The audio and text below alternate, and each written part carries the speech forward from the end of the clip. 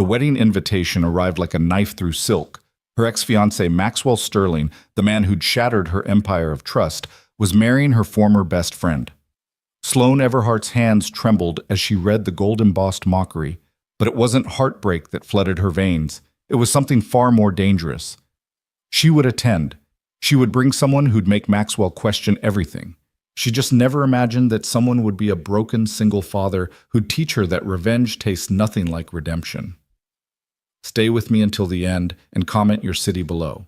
Let's see how far this story travels. The November rain hammered against the floor-to-ceiling windows of Everhart Industries' executive suite, each droplet a tiny fist against the glass fortress Sloane had built around herself. She stood there, 34 years old and worth more than most small countries, watching the city blur beneath the storm. The wedding invitation lay on her mahogany desk like a declaration of war, its elegant script a beautiful lie. Maxwell Sterling and Victoria Chen request the pleasure of your company. Victoria, her college roommate, the woman who'd held her hair back during freshman year hangovers, who'd sworn on her grandmother's grave that Maxwell was making moves on her behind Sloane's back, who'd cried crocodile tears when Sloane confronted them both. And Maxwell. God, she could still smell his cologne sometimes, that expensive bergamot blend that used to make her feel safe. 3 years had passed since she'd walked in on them in her own bed. In the penthouse, he'd convinced her to put in his name for tax purposes. Miss Everhart? Her assistant Marcus knocked softly. Your 3 o'clock is here. Cancel it. Her voice came out steadier than her hands. Cancel everything for today. Ma'am, it's the Beijing acquisition team. I said cancel it. The door clicked shut. Sloane pressed her forehead against the cold glass, letting the chill ground her. She'd built herself back from nothing. No, from less than nothing. From the smoking crater Maxwell had left behind. The media had feasted on her public humiliation. Tech heiress betrayed by fiancé and best friend. The board had nearly voted her out, claiming emotional instability. Her father, the great Theodore Everhart, who'd built this empire from scrap metal and stubbornness, had looked at her with such disappointment she'd wanted to disappear entirely. But she hadn't disappeared. She'd burned brighter, worked harder, slept less. She'd turned Everhart Industries from a modest tech firm into a $3 billion giant. She'd proven them all wrong. So why did this piece of paper make her feel like that 28-year-old girl again, standing in her bedroom doorway, watching her future writhe beneath Egyptian cotton sheets? Her phone buzzed. A text from her mother. Darling, I heard about the invitation. You don't have to go. But that was where her mother was wrong. She did have to go. Not going would be admitting they'd won, that they'd broken something in her that couldn't be repaired. She'd walk into that wedding with her head high and her heart locked away where no one could touch it again. The question was, who would she bring? She couldn't go alone. That would be fodder for every gossip blog in the city. She needed someone who'd make a statement, someone unexpected, someone who'd make Maxwell Sterling realize exactly what he'd thrown away. 3 blocks away, in a coffee shop that had seen better decades, Jack Whitmore was having the worst day of an already catastrophic year. The rejection letter from the insurance company lay crumpled in his jacket pocket, its words burned into his memory. Unfortunately, your daughter's surgery is classified as experimental and therefore not covered under your current plan. Experimental. As if Ellie's life was some kind of science project. He watched his 6-year-old daughter color at their corner table, her tiny tongue poking out in concentration. She was drawing their apartment again. She always drew their apartment, with its peeling wallpaper and broken radiator, but in her pictures, it looked like a palace. She'd inherited his dark hair, but her mother's optimism, that dangerous belief that the world might actually be kind. Daddy, look! Ellie held up her creation. I made the walls purple because purple is happy. It's beautiful, baby. He forced a smile, the kind that had become second nature since Rachel left, since the divorce papers arrived with a sticky note that said, I can't do broken anymore. The coffee shop door chimed and Jack glanced up from habit. He'd been picking up delivery gigs between his main job at the warehouse, always looking for the next opportunity to scrape together a few more dollars. The woman who entered looked like she'd stepped out of another dimension entirely. Armani suit that probably cost more than his annual rent. Hair that defied the rain outside. The kind of posture that came from never having to apologize for taking up space. She ordered a black coffee, no sugar, no cream, no humanity, and sat 2 tables away pulling out her phone with manicured fingers. Everything about her screamed money, from her subtle diamond earrings to the way she didn't even check the price menu. "Daddy, she's pretty," Ellie whispered loudly, because 6-year-olds had no concept of subtlety.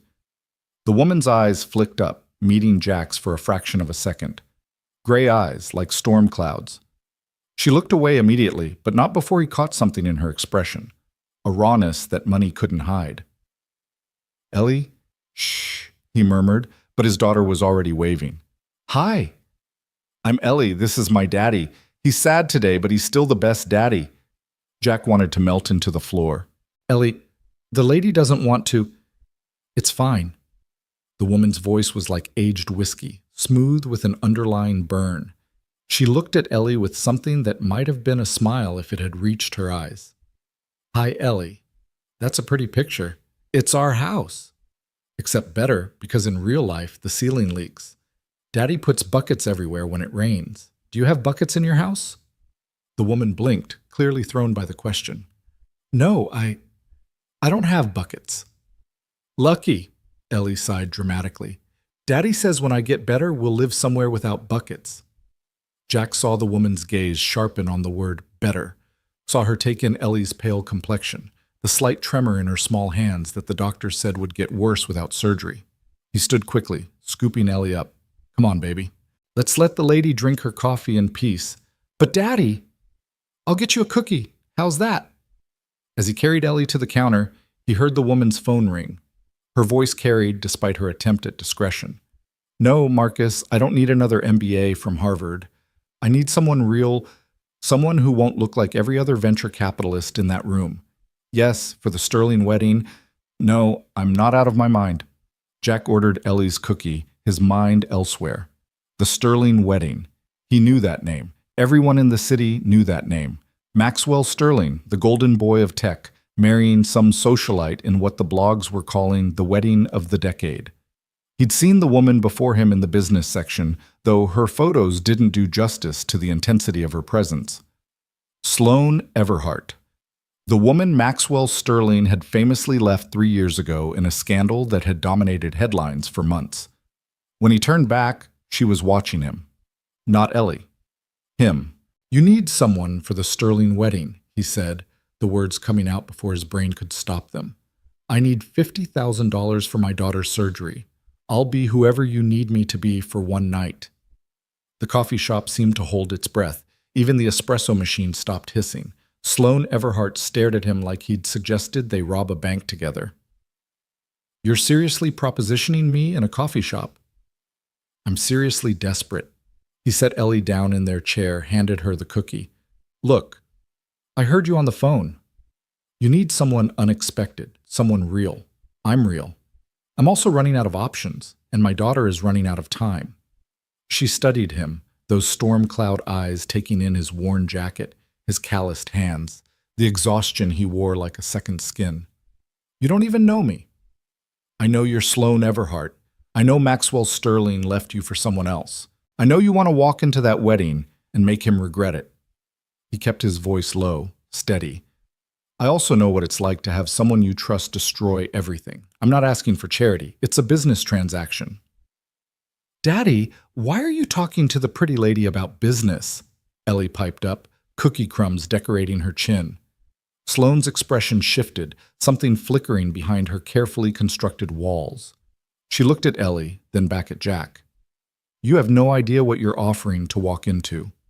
I've worked construction, warehouse, delivery. I've been looked down on by rich people my whole life. I can handle one night of it. This wouldn't be just being looked down on. This would be walking into a room full of people who feed on weakness, who've been waiting 3 years to see me fall apart. You'd be under a microscope. Lady, I've been under a microscope since my wife left me with a sick kid and $20 in my wallet. I can handle your ex's wedding." She stood, smoothing down her skirt with precise movements. For a moment he thought she was going to leave, chalk him up as another crazy person in a city full of them. Then she pulled out a business card, pristine white with minimalist black text. "Tomorrow, 9 a.m., My office. Bring your bank information and a clean suit if you have one. I don't. Then we'll get you one. She paused at Ellie's chair, dropped her voice to something almost gentle. Your daddy is going to help you get better, sweetheart. Ellie beamed up at her. Are you an angel? Daddy says angels help people. Sloane Everhart laughed, but it sounded like breaking glass. No, definitely not an angel. She left, her heels clicking against the worn linoleum, leaving behind the faint scent of expensive perfume and possibility. Jack stared at the business card, his hands shaking slightly. $50,000. Enough for Ellie's surgery, enough for the medications, enough to maybe, finally, be enough. Daddy, the pretty lady was sad, Ellie said, tugging on his sleeve. How do you know, baby? Her eyes. They look like yours when you think I'm sleeping. Jack pulled his daughter close, pressing a kiss to her forehead. Kids saw too much sometimes, or maybe they saw exactly what adults spent so much energy hiding. That night, after Ellie was asleep, Jack sat on their fire escape despite the cold, looking out at the city lights. His laptop, ancient and held together with duct tape, balanced on his knees as he researched Sloane Everhart. The more he read, the more he understood what he'd signed up for. She'd been tech royalty even before Maxwell Sterling.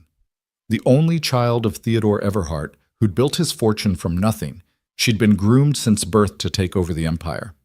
Harvard Business School at 20, CEO at 26, when her father had his first heart attack. The media had painted her as cold, calculating, brilliant. Then Maxwell had happened. The photos from before were like looking at a different person. Sloane laughing at galas, her hand in Maxwell's, her eyes bright with something that looked dangerously like hope. Then came the explosion, the cheating scandal, the public humiliation, the board's vote of no confidence that she'd barely survived. But she had survived. She'd come back harder, sharper, turning Everhart Industries into something her father had never imagined. The Ice Queen, they called her now. The woman who'd frozen her heart to build an empire. Jack understood that. He'd frozen parts of himself too when Rachel left. When you've been broken that completely, sometimes ice is the only thing that holds you together. The next morning came too fast and not fast enough. Jack dropped Ellie at school, her backpack bouncing as she ran to join her friends. The teacher pulled him aside, that look of concerned pity he'd grown to hate. Mr. Whitmore, Ellie had another episode yesterday. Her hands, I know. He cut her off, couldn't bear to hear it detailed again. I'm working on it. I'll have the money for her surgery soon. The teacher's expression said she didn't believe him. He didn't blame her. He barely believed it himself. The Everhart Industries building scraped the sky, all glass and steel ambition. Jack stood outside for a full minute, his reflection in the polished doors showing him exactly how out of place he was. His best jacket, the one he wore to court during the divorce, looked like a costume next to the suited executives flowing in and out. The lobby was a cathedral of marble and modern art, everything designed to make visitors feel small. Jack had worked on buildings like this, had installed the frameworks that held them up, but he'd never walked through the front door as anything other than the help. Can I help you?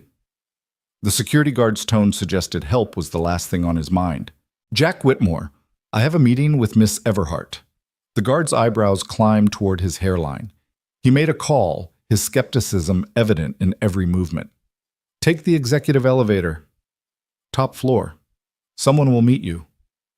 The elevator was larger than Ellie's bedroom. Jack watched the numbers climb, each floor representing a level of wealth he'd never touch. When the doors opened, Marcus was waiting, immaculate, skeptical, and clearly annoyed. Mr. Whitmore? This way. The executive floor was impossibly quiet, the kind of silence that money bought. They passed through an outer office where assistants worked with focused intensity, none of them looking up. Marcus knocked on a massive door, waited for a response, then gestured Jack inside. Sloane's office was a statement in minimalism. No personal photos, no sentimental touches, just clean lines and that incredible view of the city. She stood behind her desk, wearing a black dress that probably cost more than his truck, studying him like he was a problem to be solved. You came. Did you think I wouldn't? I thought you might have been drunk yesterday, or desperate enough to say anything. I was desperate. Still am. Doesn't mean I wasn't serious. She moved around the desk, her heels silent on the thick carpet. Tell me about your daughter's condition. He wasn't expecting that. Why? Because if I'm going to pay for her surgery, I want to know what I'm paying for. So he told her about the rare neurological condition that made Ellie's hands shake, that would eventually affect her mobility, her speech, everything if left untreated. About the experimental surgery at Johns Hopkins that had an 87% success rate but wasn't covered by insurance. About the mounting medical bills and the ticking clock. 6 months, he finished. The doctors say if she doesn't have the surgery within 6 months, the damage might be irreversible. Sloane was quiet for a long moment. And her mother? Left. Couldn't handle a sick kid and a husband who'd lost everything trying to pay for treatments. Lost everything? He hesitated. That wasn't a story he told. But if he was going to take this woman's money, pretend to be something he wasn't, she deserved some truth. I had a startup, nothing huge, but it was growing. Software for supply chain management. We were doing well, had a few major contracts lined up. Then a bigger company came in, bought out my partner, destroyed my reputation with a few strategic lawsuits I couldn't afford to fight. I lost everything in 6 months, the company, the house, eventually my marriage. What was the company that destroyed you? Does it matter? They won. She studied him with those storm cloud eyes. Everything matters in business, mister. Whitmore Titan Tech Solutions. Something flickered across her face, there and gone too quickly to read. I see. Well, that's the past. Let's discuss the present. The wedding is in 3 weeks. That gives us time to prepare you. Prepare me. You can't walk into that room looking like you do now. You need a suit, a haircut, a story. You need to be able to hold conversations about wine and art and whatever mindless drivel these people discuss between destroying lives. I thought you wanted someone real. I do. But real doesn't mean unprepared. Maxwell will try to humiliate you, and through you, me. Victoria will be worse. She has a talent for finding weak spots and pressing until things break. And what am I supposed to be to you? Boyfriend? Bodyguard? Arm candy? She laughed, that same broken glass sound from yesterday. You're supposed to be unexpected. Someone who doesn't fit their narrative of who I'd end up with. You're supposed to make them wonder what they don't know about you, about me, about us. There is no us. There will be for one night. Look, Mr. Whitmore. Jack. Jack. I'm not looking for you to fall in love with me or pretend to. I'm looking for you to be yourself, just elevated, confident, unimpressed by their wealth because you have something they don't. Which is authenticity. These people have been performing for so long they've forgotten who they really are. You haven't had that luxury. He thought about that, about the performance of wealth, of happiness, of success. So I just have to be myself but in a better suit? Essentially. Though we'll work on your table manners. My table manners are fine. When was the last time you ate at a restaurant with more than 2 forks? He grinned despite himself. Burger King has sporks. That's technically multiple utensils. She almost smiled. He saw it fighting to break through before she controlled it. This is what I'm paying you for. The Sterling wedding is Saturday, December 2nd, at the Montclair estate. Black tie, 7 courses, approximately 300 guests who would sell their grandmothers for good gossip. Sounds delightful. It will be hell. She moved to her desk, pulled out a tablet. I'm going to transfer $10,000 now, as a good faith deposit. The rest after the wedding. There are conditions. Of course there are. No drinking more than 2 glasses of anything. No talking to the press. There will be press. No mentioning our arrangement to anyone. And no matter what happens, what's said, what you see or hear, you don't leave my side unless I explicitly tell you to. What exactly are you expecting to happen? She looked out at the city, her reflection ghost-like in the glass. Maxwell has a way of orchestrating moments. Public proposals were his specialty. He proposed to me at a charity gala with 500 people watching. He'll want to mark his territory, show everyone he's moved on while I haven't. He'll want to see me break. And you won't give him that satisfaction. I can't afford to. She turned back to him. Can you handle that? Being a prop in someone else's drama? Lady, I've been a prop in my own drama for 3 years. At least yours pays better. This time she did smile, small but real. Marcus will schedule your fitting at Armitage and Sons tomorrow. They'll know what to do. Get a haircut at Joseph's on 5th. Tell them to bill me. And Jack? Yeah? Don't fall for any of it. The glamour, the attention, the feeling of being part of that world. It's a show, and when it's over, you go back to your real life and I go back to mine. Trust me, I know exactly where I belong. He stood, pocketed the tablet she handed him with his banking information. My daughter needs this surgery. That's all that matters to me. Good. Keep it that way. As he reached the door, she called out, Jack? The company that destroyed you, Titan Tech. My father owned them at the time. He turned, processing this. Did you know? When I told you yesterday? No, but I looked into it last night. My father has a habit of crushing smaller companies he sees as threats. I had no idea about yours specifically, but I'm sorry. You're sorry? You're paying me $50,000. That's a hell of an apology. It's not an apology, it's a transaction. But the sorry, that's separate. That's real. He studied her, this woman who wore armor made of Armani and indifference. We're quite a pair, aren't we? Both of us broken by different parts of the same machine. We're not a pair, Jack. We're a business arrangement. Right. I'll see you tomorrow. He left her standing there, silhouetted against the city she'd conquered, looking like the loneliest person at the top of the world. The fitting at Armitage and Sons was an experience in humiliation and transformation. The tailor, Mr. Chen, circled him like a vulture, tutting at his posture, his shoulders, the way he stood like he was ready to fight or run. You work with your hands, Mr. Chen observed, noting Jack's calluses. Construction? Warehouse now, construction before. Good shoulders, then. We can work with this. He pulled out measuring tape. Ms. Everhart says you need something special, the Sterling wedding. You know about it? Everyone knows. Ms. Everhart hasn't been out publicly with anyone since, well, this will cause quite a stir. That's the point, I think. Mr. Chen looked at him shrewdly. You know what you're walking into? A room full of rich people who'll judge me for breathing wrong. A room full of sharks who smell blood in the water. Ms. Everhart's blood. They've been circling for 3 years, waiting for her to show weakness. You're either her armor or her vulnerability. No pressure, then. The old man smiled. The suit will help. Clothes make the man, they say. Untrue, of course, but the right clothes make the man harder to dismiss. Over the next 2 hours, Jack was measured, draped, pinned. Mr. Chen pulled out fabric Jack couldn't have afforded to look at, let alone wear. The suit that emerged from the back room was midnight blue, so dark it was almost black, with subtle pinstripes that caught the light. Try it on. Jack had worn suits before. Rental tuxes for his own wedding, cheap polyester for job interviews. This was different. This suit fit like it had been waiting for him his whole life. It transformed his warehouse worker's build into something elegant, powerful even. There, Mr. Chen said with satisfaction. Now you look like someone who might actually deserve to stand next to Sloane Everhart. I don't deserve anything. I'm just playing a part. Aren't we all? The tailor adjusted the cuffs.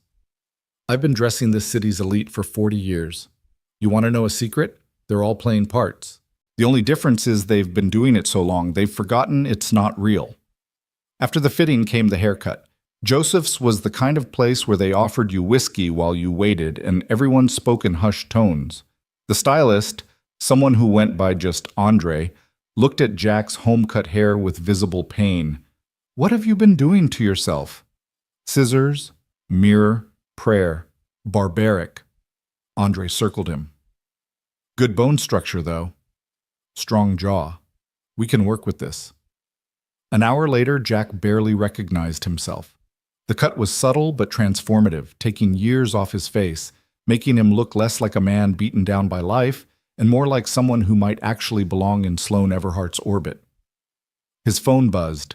A text from an unknown number. Car will pick you up Saturday at 6 p.m. Don't be late. S. No pretense, no warmth, just efficiency. He wondered what she was like when she wasn't performing strength. if she ever let herself be anything other than perfect. The week passed in a blur of normal life made surreal by the promise of Saturday. Jack worked his warehouse shifts, picked up Ellie from school, made dinners of mac and cheese and hot dogs, all while his new suit hung in the closet like a portal to another world. "Daddy, you look different," Ellie said Thursday night, studying him over her coloring books. "Got a haircut, baby." "No, it's something else. You look hopeful?" Out of the mouths of babes. He did feel hopeful for the first time in so long. The money would save Ellie. That's all that mattered. The rest, Sloane, the wedding, the strange electricity he felt when she looked at him, none of that mattered. Friday night, his ex-wife called. "I heard you're coming into money," Rachel said without preamble. "How did you... Does it matter?" "Jack, if you can suddenly afford Ellie's surgery, maybe we should revisit the custody arrangement." His blood turned to ice. "You left. You said you couldn't handle it. That was before you had money. Things are different now." "Nothing's different. I'm her father. I've been here every day while you..." "While I what? Couldn't watch her slowly get worse? Couldn't bear to see her suffer? You think that makes you noble, Jack? It just makes you stubborn. It makes me her parent." "We'll see what a judge thinks." She hung up. Jack stood in his kitchen, phone in his hand, the weight of everything crashing down. Rachel could make things difficult. She knew judges, came from money herself. If she wanted to fight for custody now that he could afford Ellie's treatment. His phone rang. "Sloane, second thoughts?" she asked without greeting. "No, well, yes, but not about tomorrow." "Want to talk about it?" "Do you actually care, or are you just protecting your investment?" Silence. "Then both, probably. I'm practical that way." Despite everything, he laughed. "My ex just called, somehow knows I'm coming into money, wants to revisit custody." Vultures circled quickly. "Do you have a lawyer?" "I can't afford a lawyer." "You can now. I'll have Marcus send you some names. Good ones, not the strip mall variety." "Why are you helping me?" "Because I need you functional tomorrow, not distracted by custody threats." A pause. "And because I know what it's like to have someone try to take everything from you when you're already on the ground." "Sloane, don't. Don't make this something it's not. I'll see you tomorrow, Jack. Try to get some sleep." She hung up. Jack looked at his reflection in the dark window, this stranger with the expensive haircut and the weight of the world on his shoulders. Tomorrow he'd walk into a room full of people who'd never missed a meal, never chosen between rent and medicine, never watched their child suffer while feeling helpless to stop it. But he'd also walk in next to Sloane Everhart, who, despite her billions, knew exactly what it felt like to be broken. Maybe that's why she'd chosen him, not because he was nobody, but because he was somebody who understood that sometimes the only way forward is through the performance, through the lie, through the pain. Saturday arrived with unseasonable warmth, the kind of December day that made everyone uneasy, like nature itself was putting on a show. Jack dressed carefully, the suit transforming him piece by piece. Ellie watched from his bed, eating cereal despite his protests about milk and expensive fabric. "You look like a prince, Daddy." "Princes don't have daughters who eat cereal in bed. This one does." She grinned, milk on her chin. "Are you going to dance with the sad lady?" "Maybe." "You should. Dancing makes people less sad." "Remember when Mommy used to dance?" He did remember. Rachel spinning in their tiny apartment, laughing, before the diagnosis, before the bills, before everything went to hell. "Yeah, baby, I remember." The buzzer rang at exactly 6 p.m. A black town car waited outside, the driver stone-faced and professional. Jack kissed Ellie goodbye. Mrs. Patterson from next door would watch her, and stepped into the car like he was stepping off a cliff. Sloane was already inside, and for a moment, Jack forgot how to breathe. She wore red. Not bright red, not attention-seeking red, but deep burgundy that made her skin glow like porcelain. Her hair was up, exposing the elegant line of her neck, and diamonds caught the light at her ears and throat. She looked like a weapon forged in fire and cooled in ice. "You clean up well," she said, her tone giving nothing away. "You look..." He stopped, realizing anything he said would sound either inadequate or inappropriate. Like I'm ready for war? Like you've already won? Something shifted in her expression. Let's hope Maxwell thinks that too. The drive to the Montclair estate took an hour, winding through increasingly manicured landscape until they reached gates that looked like they were guarding heaven or hell, depending on your perspective. The estate itself was a monument to old money trying to look older, all columns and fountains and the kind of gardens that required a staff of dozens. Last chance to run, Sloane said as the car joined a line of others discharging guests. Can't. Already spent some of your money on groceries. Practical. I like that. She smoothed her dress, a gesture that looked like nerves on anyone else but on her seemed more like a warrior checking armor. Remember, you don't leave my side. Wouldn't dream of it. The driver opened the door and Jack stepped out first, offering Sloane his hand. She took it, her fingers cool and steady, and for a moment they stood there, about to enter the arena. Jack! Her voice was soft, meant only for him. Whatever happens in there, whatever they say or do, you're worth more than all of them combined. You're doing this for your daughter. That makes you better than anyone in that room. Before he could respond, she'd composed her face into a perfect mask of indifference and led him toward the entrance, where the sharks were already beginning to circle. The entry hall was a fever dream of flowers and crystal.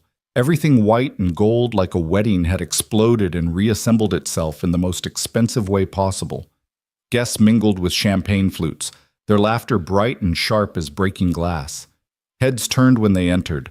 Conversations stuttered, died, restarted in whispers. Jack felt the weight of their gaze, evaluating, dismissing, recalculating. But Sloane moved through it like she was made of titanium, her hand light on his arm, her expression serene. Sloane! A woman materialized from the crowd, 60-something, with the kind of facelift that made her look permanently surprised. How brave of you to come. Helen. Sloane's smile could have cut diamonds. How kind of you to notice. Helen's eyes raked over Jack with obvious curiosity. And this is? Jack Whitmore. Sloane's tone made it clear no further explanation would be offered. Whitmore. I don't know any Whitmores. Now you do, Jack said, offering his hand. Helen looked at it like it might be contaminated before briefly shaking it. How interesting. Come, Sloane, you must say hello to the Weatherbys. They've been dying to see you since the Singapore acquisition. Later, perhaps, Jack and I were just going to get champagne. They escaped, moving deeper into the crowd. Jack could feel the whispers following them like smoke. That was Helen Sterling, Sloane murmured. Maxwell's mother. She never liked me. Not enough breeding, too much ambition. Charming woman. She once told me I'd never be more than new money trying to buy class. What did you say? That old money was just new money that had forgotten where it came from. Jack laughed, surprising himself. Bet that went over well. About as well as you'd expect. She's hated me ever since. They reached the bar and Jack ordered whiskey while Sloane took champagne she didn't drink. The ballroom opened before them, a sea of people who'd never worked a real day in their lives, and somewhere in that crowd was Maxwell Sterling, the man who'd broken Sloane Everhart. There, she said quietly, her fingers tightening imperceptibly on his arm. Jack followed her gaze. Maxwell Sterling looked exactly like his photos, golden, confident, the kind of handsome that came from good genes and better dentistry. He stood near the dance floor with his bride-to-be, Victoria Chen, who was beautiful in the way that required team effort and substantial funding. You okay? Jack asked quietly. Fine. But her pulse was visible at her throat, quick as a trapped bird. Want to know what I see when I look at him? What? A guy who's trying too hard. Look at him. Checking every mirror, adjusting his tie every 30 seconds, scanning the room like he's afraid of missing something. He's nervous. He's getting married. He's nervous because you're here. Because he knows he fucked up. Because he's marrying second best and everyone knows it. Sloane looked at him, really looked at him for the first time since they'd arrived. You don't know that. Sure I do. You want to know how? She nodded, seemingly despite herself. Because I was him, once. I had everything. A wife who loved me, a company on the rise, a future that made sense. And I was so busy checking mirrors and adjusting my tie that I missed what mattered. He's going to spend his whole marriage wondering what you're doing, who you're with, if you think about him. That's his punishment. That's not much of a punishment. It's worse than you think. Trust me." Before she could respond, the crowd parted, and Maxwell Sterling was walking toward them with the inevitability of a car crash. Maxwell Sterling moved through the crowd with practiced ease, his smile camera ready, his bride trailing behind him like an expensive accessory. Jack felt Sloane's entire body tense beside him, though her face remained perfectly composed. Up close, Maxwell was smaller than Jack had expected, one of those men who compensated for their average height with excessive confidence and impeccable tailoring. "Sloane." Maxwell's voice was warm honey over broken glass. "You came." "I was invited." Her tone could have frozen champagne. "Of course. I wanted you to be here, to show there are no hard feelings." The audacity of it made Jack's jaw clench. No hard feelings, as if betrayal was something you could smooth over with wedding invitations and imported flowers. Victoria appeared at Maxwell's shoulder, her smile so bright it could have powered a small city. "Sloane! You look amazing. Doesn't she look amazing, Max?" "Stunning as always," Maxwell agreed, his eyes never leaving Sloane's face, searching for something, pain perhaps, or longing. Some evidence that she still cared enough to hurt. "And you must be—" Victoria turned to Jack, her expression calculating behind the sweetness. "Jack Whitmore." He didn't offer his hand, just stood there, solid and unmovable as a mountain. "Jack's in acquisitions," Sloane said smoothly, the lie rolling off her tongue like silk. "Oh, which firm?" Maxwell's interest sharpened. "My own." Jack met his gaze steadily. "I acquire things other people have discarded. Amazing what value you can find in what others throw away." The words hung in the air like a challenge. Maxwell's smile flickered, and Jack saw what Sloane probably hadn't: uncertainty. This golden boy wasn't used to men who didn't defer to him, who didn't care about his money or connections. "How interesting," Victoria said, her voice pitched just a little too high. "And how did you two meet?" "Coffee shop," Sloane said. Jack's daughter was drawing pictures, and one thing led to another. "You have a daughter?" Victoria's surprise was genuine. Apparently men with children didn't fit her vision of who Sloane Everhart would date. "Ellie. She's 6. How sweet. Max and I are thinking about children. Aren't we, darling?" Maxwell's response was a beat too slow. Eventually, Jack caught the flash of hurt in Victoria's eyes, quickly hidden, so there were cracks in paradise already. He filed that information away. "We should find our table," Sloane said. "Lovely to see you both. Congratulations on your special day." She turned to go, but Maxwell caught her arm. The touch lasted only a second before Jack stepped forward, not threatening but present enough that Maxwell released her immediately. "Save me a dance?" Maxwell said, trying to recapture his swagger. "For old time's sake?" "I don't think that would be appropriate." Sloane's voice was steady, but Jack could see the pulse hammering at her throat. "Come on, one dance. Victoria won't mind, will you, sweetheart?" Victoria's smile was starting to crack at the edges. "Of course not." "I mind," Jack said quietly. Everyone looked at him. He hadn't raised his voice, hadn't made a scene, but something in his tone made Maxwell take a half step back. "I don't recall asking you," Maxwell said, trying to recover his authority. "No, but you're asking my date to dance at your wedding, which seems like the kind of thing I should have an opinion about." Jack smiled, the kind of smile he'd learned in warehouses and construction sites, the kind that suggested violence without promising it. "Congratulations again on the wedding. I'm sure you two deserve each other." He placed his hand on the small of Sloane's back, gentle but proprietary, and guided her away. He could feel her trembling slightly, though whether from anger or something else, he couldn't tell. They found their table, strategically placed not too close to the wedding party, but not insultingly far either. The other guests at their table were already several drinks in, eyeing them with the hungry curiosity of people who lived for gossip. "That was interesting," said a woman with diamonds the size of quail eggs. "I'm Margaret Ashworth. I don't believe we've met, Mr. Whitmore." "Jack Whitmore." "And what do you do, Mr. Whitmore? Besides rescue our dear Sloane from awkward encounters?" "I solve problems." How delightfully vague. Sloane, darling, where have you been hiding this one? I haven't been hiding him, Margaret. I've been keeping him to myself. There's a difference. Margaret laughed, bright and false. Of course. Though one has to wonder what kind of problems Mr. Whitmore solves. Corporate, personal, romantic.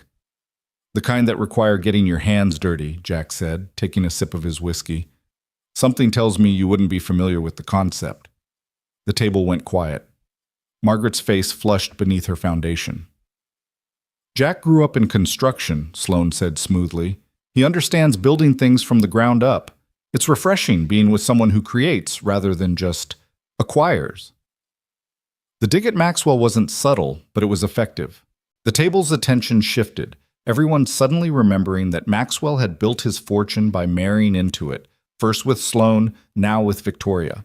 Dinner was served in 7 elaborate courses, each more pretentious than the last. Jack watched Sloane push food around her plate, her appetite clearly absent. She was performing beautifully, laughing at the right moments, deflecting personal questions with practiced ease, her hand occasionally touching his arm in a gesture that looked natural but felt rehearsed. You need to eat something, he murmured during a lull between courses. I can't. Try. You're running on adrenaline and champagne. That's going to crash eventually. She looked at him, surprised by the concern. Since when do you care? Since you're paying me to get through this intact, can't have you fainting during the speeches. She smiled, the first genuine expression he'd seen from her all evening. Practical. That's me. The speeches began with Maxwell's father, a silver-haired patriarch who spoke about legacy and family values with the conviction of someone who'd never had either questioned. Then came Victoria's sister, who told a story about true love that felt rehearsed, like she'd practiced it in the mirror. Then Maxwell stood. When I met Victoria, he began, his voice carrying across the hushed ballroom, I was at a crossroads. I'd lost my way, made mistakes, hurt people I cared about. His eyes found Sloane across the room. The entire assembly seemed to hold its breath. But Victoria showed me that the past doesn't define us, that we can choose to be better, to love better. She gave me a second chance I probably didn't deserve. Jack felt Sloane's hand find his under the table, her fingers ice cold. Some people, Maxwell continued, still looking at Sloane, are meant to teach us lessons. Others are meant to be our future. Victoria is my future, my redemption, my everything. The room erupted in applause. Victoria beamed, tears streaming down her carefully made-up face. But Jack saw what others missed. The way Maxwell's jaw clenched, the way his hand shook slightly as he raised his champagne glass. The man was lying, not just to the room, but to himself. I need air, Sloane whispered. They slipped out onto a terrace overlooking the gardens, where fairy lights turned everything magical and false. Sloane gripped the railing, her knuckles white. He's still in love with you, Jack said. No, he's in love with the idea of me. With winning. Maxwell doesn't know how to love people, only victories. Then why does it hurt? She turned to look at him, surprised by his directness. Because I was stupid enough to believe I was different, that I was more than just another acquisition. You were. How could you possibly know that? Because he's here, marrying someone else, and he still can't stop looking at you. You don't look at acquisitions that way. You look at them that way when you know you destroyed the only real thing you ever had. She stared at him, something shifting in her expression. Who was she? The woman who taught you that? My wife. Ex-wife. He leaned against the railing beside her. Rachel. We met in college, back when I thought I was going to change the world with sustainable technology. She believed in me when nobody else did. Then life happened. The business, the baby, the bills. When everything fell apart, she said I'd changed, that I wasn't the man she'd married. She was right. But you're still fighting. For your daughter. That's different. Ellie didn't choose any of this. She deserves better than a sick body and a broken father. You're not broken. Neither are you. They stood there, two damaged people in expensive clothes, pretending to be whole for an audience that fed on their pain. There you are? Victoria's voice cut through the moment like a scalpel. She stood in the doorway, her wedding dress catching the light, looking like every fairy tale princess Jack had never believed in. "Sloane, could I speak with you? Privately?" Jack started to protest, but Sloane squeezed his arm. "It's fine. I'll be right back." The two women walked to the far end of the terrace. Jack couldn't hear their words, but he could read their body language. Victoria pleading, Sloane rigid, then something shifting. Victoria pulled out her phone, showed Sloane something that made her step back. When Sloane returned, her face was pale. What did she want? To gloat. To show me pictures of their honeymoon suite, their future house, the nursery they're already planning. Her voice was hollow. She wanted me to know that she won. Did she? Did she what? Win? Sloane looked back at the ballroom, where the party continued in their absence, all light and laughter and lies. I used to think whoever ended up with Maxwell won. Now I think whoever ends up with him loses, they just don't know it yet. The band had started playing, classic wedding songs that made Jack think of his own reception, back when he'd believed in forever. Couples were moving onto the dance floor, that particular kind of drunk that made everyone look graceful. "Dance with me," he said suddenly. "What?" "Dance with me. Right here. No audience, no performance, just dance." "That's not what you're being paid for." "I'm not asking as the guy you're paying. I'm asking as someone who knows what it's like to stand on the outside looking in at a life that used to be yours." She hesitated, then stepped into his arms. They moved slowly, badly, nothing like the practiced couples inside. Her head came just to his shoulder, and he could smell her perfume, something expensive and sad. "I don't know how to do this anymore," she whispered. "Dance? Be human. Feel things. Every time I try, I remember what it cost me last time. So don't try. Just be. You make it sound simple. It is simple. It's just not easy." She pulled back to look at him. "Why are you being kind to me? You have your money, or will. You could just play your part and leave. Because you're not the only one who's forgotten how to be human. Maybe I thought if I could help you remember, I might remember too." Before she could respond, the terrace doors burst open. Maxwell stood there, drunk enough to be dangerous, his tie askew. "There you are," he slurred. "My two favorite people, the Ice Queen and her... What are you exactly? Her bodyguard? Her revenge fuck?" "Maxwell." Sloane's voice was sharp. "You're drunk. Go back to your bride." "She's boring," he said, stumbling closer. "God, she's so boring. She agrees with everything, laughs at all my jokes, never challenges me. Not like you. That's not my problem anymore. Isn't it?" He laughed, ugly and broken. "Come on, Sloane. We both know why you're here. You wanted to see if I'd really go through with it. Well, I did. I married her. Happy? Congratulations. That's it? That's all you have to say?" He was getting louder, angrier. 3 years, Sloane. 3 years of you shutting me out, and you show up to my wedding with this nobody." Jack stepped forward, putting himself between Maxwell and Sloane. "I think you need to go back inside." "Or what? You'll hit me? Please, do it. Give me an excuse to have you thrown out. I don't need to hit you. You're doing a fine job of humiliating yourself without my help." Maxwell's face flushed red. "You have no idea who you're dealing with." "Sure I do. A small man who had something extraordinary and threw it away for something easy. Now you're drunk at your own wedding, harassing your ex because you finally realized what you lost." "You don't know anything about me and Sloane." "I know enough. I know you're the kind of man who proposes in public so she can't say no, who cheats in her own bed because the violation is part of the thrill, who marries someone else but can't stop looking at what he destroyed." Maxwell swung at him, a sloppy, telegraphed punch that Jack easily sidestepped. Maxwell stumbled, caught himself on the railing. "You want to know the truth?" Maxwell said, his voice cracking. "I loved her. I loved her so much it scared me. She was smarter, stronger, better than me in every way.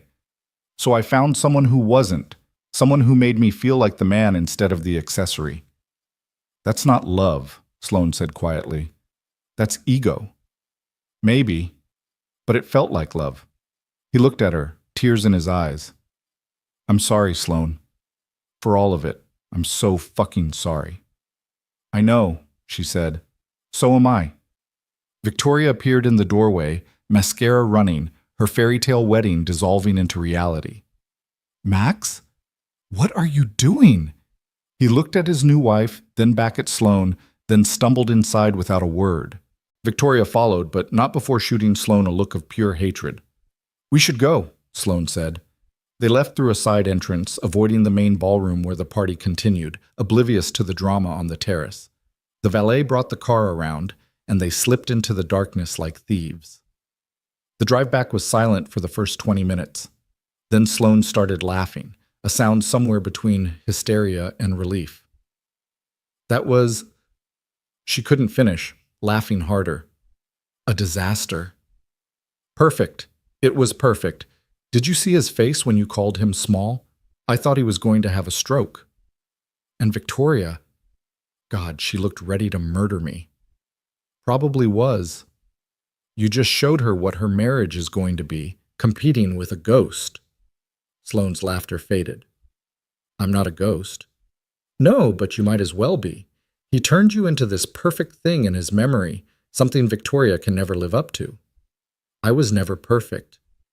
No, but you were real. That's scarier than perfect. She looked at him in the passing streetlights. How did you get so wise about relationships?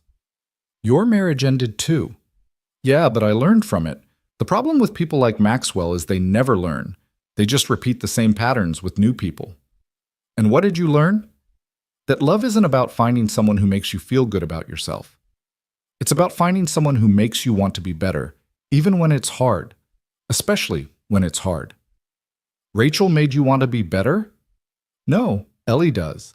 Rachel made me want to be safe. There's a difference. They pulled up outside Jack's building, the contrast between the Montclair estate and his neighborhood jarring. Sloane looked up at the crumbling brick, the graffiti, the broken streetlight. This is where you live. This is where I survive. Living is something else entirely. Jack, the money will clear Monday? First thing. Good. He started to get out, then stopped. You did good tonight. You faced him down, didn't break. That took courage. I had help. You would have been fine without me. You just needed someone to remind you that you're not the one who should be ashamed. She reached over, touched his hand. Thank you. For more than just tonight. For seeing me as something other than the Ice Queen or the victim. You're welcome. He got out of the car, watched it disappear into the night. Mrs. Patterson was asleep on his couch, the TV playing infomercials. He paid her, sent her home, then checked on Ellie. She was sprawled across her bed, one arm hanging off the edge, her breathing slightly labored but steady. Monday, he thought. Monday the money would clear, and Tuesday he'd schedule the surgery. Wednesday, Ellie would start getting better. That's all that mattered. But as he sat on his fire escape, still in his expensive suit, he couldn't stop thinking about Sloane's laugh, the weight of her hand in his, the way she'd looked at him like he was something more than just hired help. His phone buzzed, a text from Sloane. Thank you for being exactly what I needed. He didn't respond. Couldn't. Because what she'd needed was someone disposable, someone who could play a part and disappear. And that's exactly what he'd been. The money would clear Monday, and they'd never see each other again. That was the deal. That was always the deal. But deals, Jack was learning, were easier to make than to keep. Sunday arrived gray and quiet, the kind of day that made the whole city feel hungover. Jack woke to find Ellie already up, sitting at their small table, drawing. What you working on, baby? The pretty lady in the red dress. Jack looked at the drawing. It was clearly meant to be Sloane, though Ellie had given her wings. Why wings? Because she was sad but trying to fly anyway, like birds with broken wings. They still try. Sometimes his daughter saw too much. The day passed in normal Sunday routine. Laundry at the laundromat, grocery shopping with careful calculation of every penny, Ellie's medications that barely helped anymore. But underneath the normalcy, Jack felt something shifting, like tectonic plates realigning. His phone rang that evening. Sloane. I need to see you, she said without preamble. The job's done. Money clears tomorrow. This isn't about the money. Please? Something in her voice made him agree. Mrs. Patterson was willing to watch Ellie again, though she gave him a knowing look. Fancy lady again? It's not like that. Never is, until it is. Sloane's address led him to a penthouse that seemed to float above the city. The doorman looked at him skeptically, but let him up when he gave his name. The elevator opened directly into her apartment, all glass and modern art and carefully curated emptiness. She was standing by the windows, still in what looked like yesterday's clothes, holding a glass of wine she wasn't drinking. "Victoria's dead," she said. "What?" "Car accident, last night, after the wedding. She was driving back to their hotel alone. Maxwell was too drunk, stayed at the estate. She hit a tree. They're saying she was crying too hard to see." Jack crossed to her, took the wine glass from her trembling hand. "That's not your fault, isn't it? If I hadn't gone, if Maxwell hadn't—" "Stop. You didn't make him act like an ass. You didn't make her drive upset. You didn't cause any of this. I wanted her to hurt. When she showed me those pictures, when she gloated, I wanted her to know what it felt like. And now she's dead. And that's tragic, but it's not your responsibility." She looked at him, tears streaming down her face. "How can you be so sure?" "Because I blame myself for everything, too. When my business failed, when Rachel left, when Ellie got sick. I thought if I just carried enough guilt, it would somehow fix things. It doesn't. It just makes you too heavy to move forward." She collapsed against him, sobbing. He held her, this woman who'd hired him to be a prop, who'd paid him to pretend, now clinging to him like he was the only solid thing in a tilting world. "Everyone will blame me," she whispered against his chest. "They'll say I killed her. Let them. You know the truth. The truth is I hated her. The truth is she betrayed you, and you had every right to hate her. That doesn't mean you wanted her dead." They stood there, holding each other in her empty palace, two broken people finding comfort in shared damage. Finally, she pulled back, wiping her face. "I'm sorry. This isn't what you signed up for." "No, but it's what's happening. You should go. The money will clear tomorrow. We're done." "Sloane, please, just go." He left, but not before seeing the pills on her kitchen counter, the empty bottles that suggested this wasn't her first bad night. He made a mental note to check on her tomorrow, after the money cleared, just to make sure she was okay. The money did clear Monday morning, $50,000 sitting in his account like a miracle. Jack called Johns Hopkins immediately, scheduled Ellie's surgery for the following week. The relief was overwhelming, physical, like finally being able to breathe after years underwater. But he couldn't stop thinking about Sloane, alone in that penthouse with her guilt and her pills. He texted her, "Surgery scheduled. Thank you." She didn't respond. Tuesday's newspapers were brutal. Victoria's death was front page, with speculation about what had happened at the wedding to send her driving alone in tears. Someone had leaked stories about Maxwell's confrontation with Sloane, painting her as the vengeful ex who'd ruined their wedding. Jack tried calling her. No answer. Wednesday, he saw a gossip blog post. Sloane Everhart checks into rehabilitation facility. Following wedding tragedy. The photo showed her being escorted into a discreet building upstate, looking fragile and lost. The article speculated about drug abuse, mental breakdown, the pressures of being a female CEO. They made her sound weak, broken, finished. Jack wanted to go to her, but what right did he have? He was hired help, paid in full. They'd had a business transaction that got more personal than intended, but it was still just business. Wasn't it? Thursday was Ellie's pre-surgery appointment. The doctors were optimistic, talking about success rates and recovery times. Ellie was brave, asking questions about the procedure with scientific curiosity rather than fear. "Will I be able to draw better after?" she asked. "You'll be able to do everything better," the doctor assured her. "Good. I want to draw the pretty lady properly. Daddy, can we visit her after I'm better?" "We'll see, baby." But Jack knew they wouldn't. That wasn't how these stories ended. Rich women didn't end up with warehouse workers. Broken people didn't heal each other. Life wasn't a fairy tale, no matter how much his daughter wanted to believe it was. Friday arrived with unexpected rain. Jack was at work, loading trucks and trying not to think about Sloane in some sterile facility, probably hating herself for showing weakness. His phone rang. Unknown number. Jack Whitmore? Yes? This is Marcus, Ms. Everhart's assistant. She's requesting to see you. She's in rehab. She checked out this morning.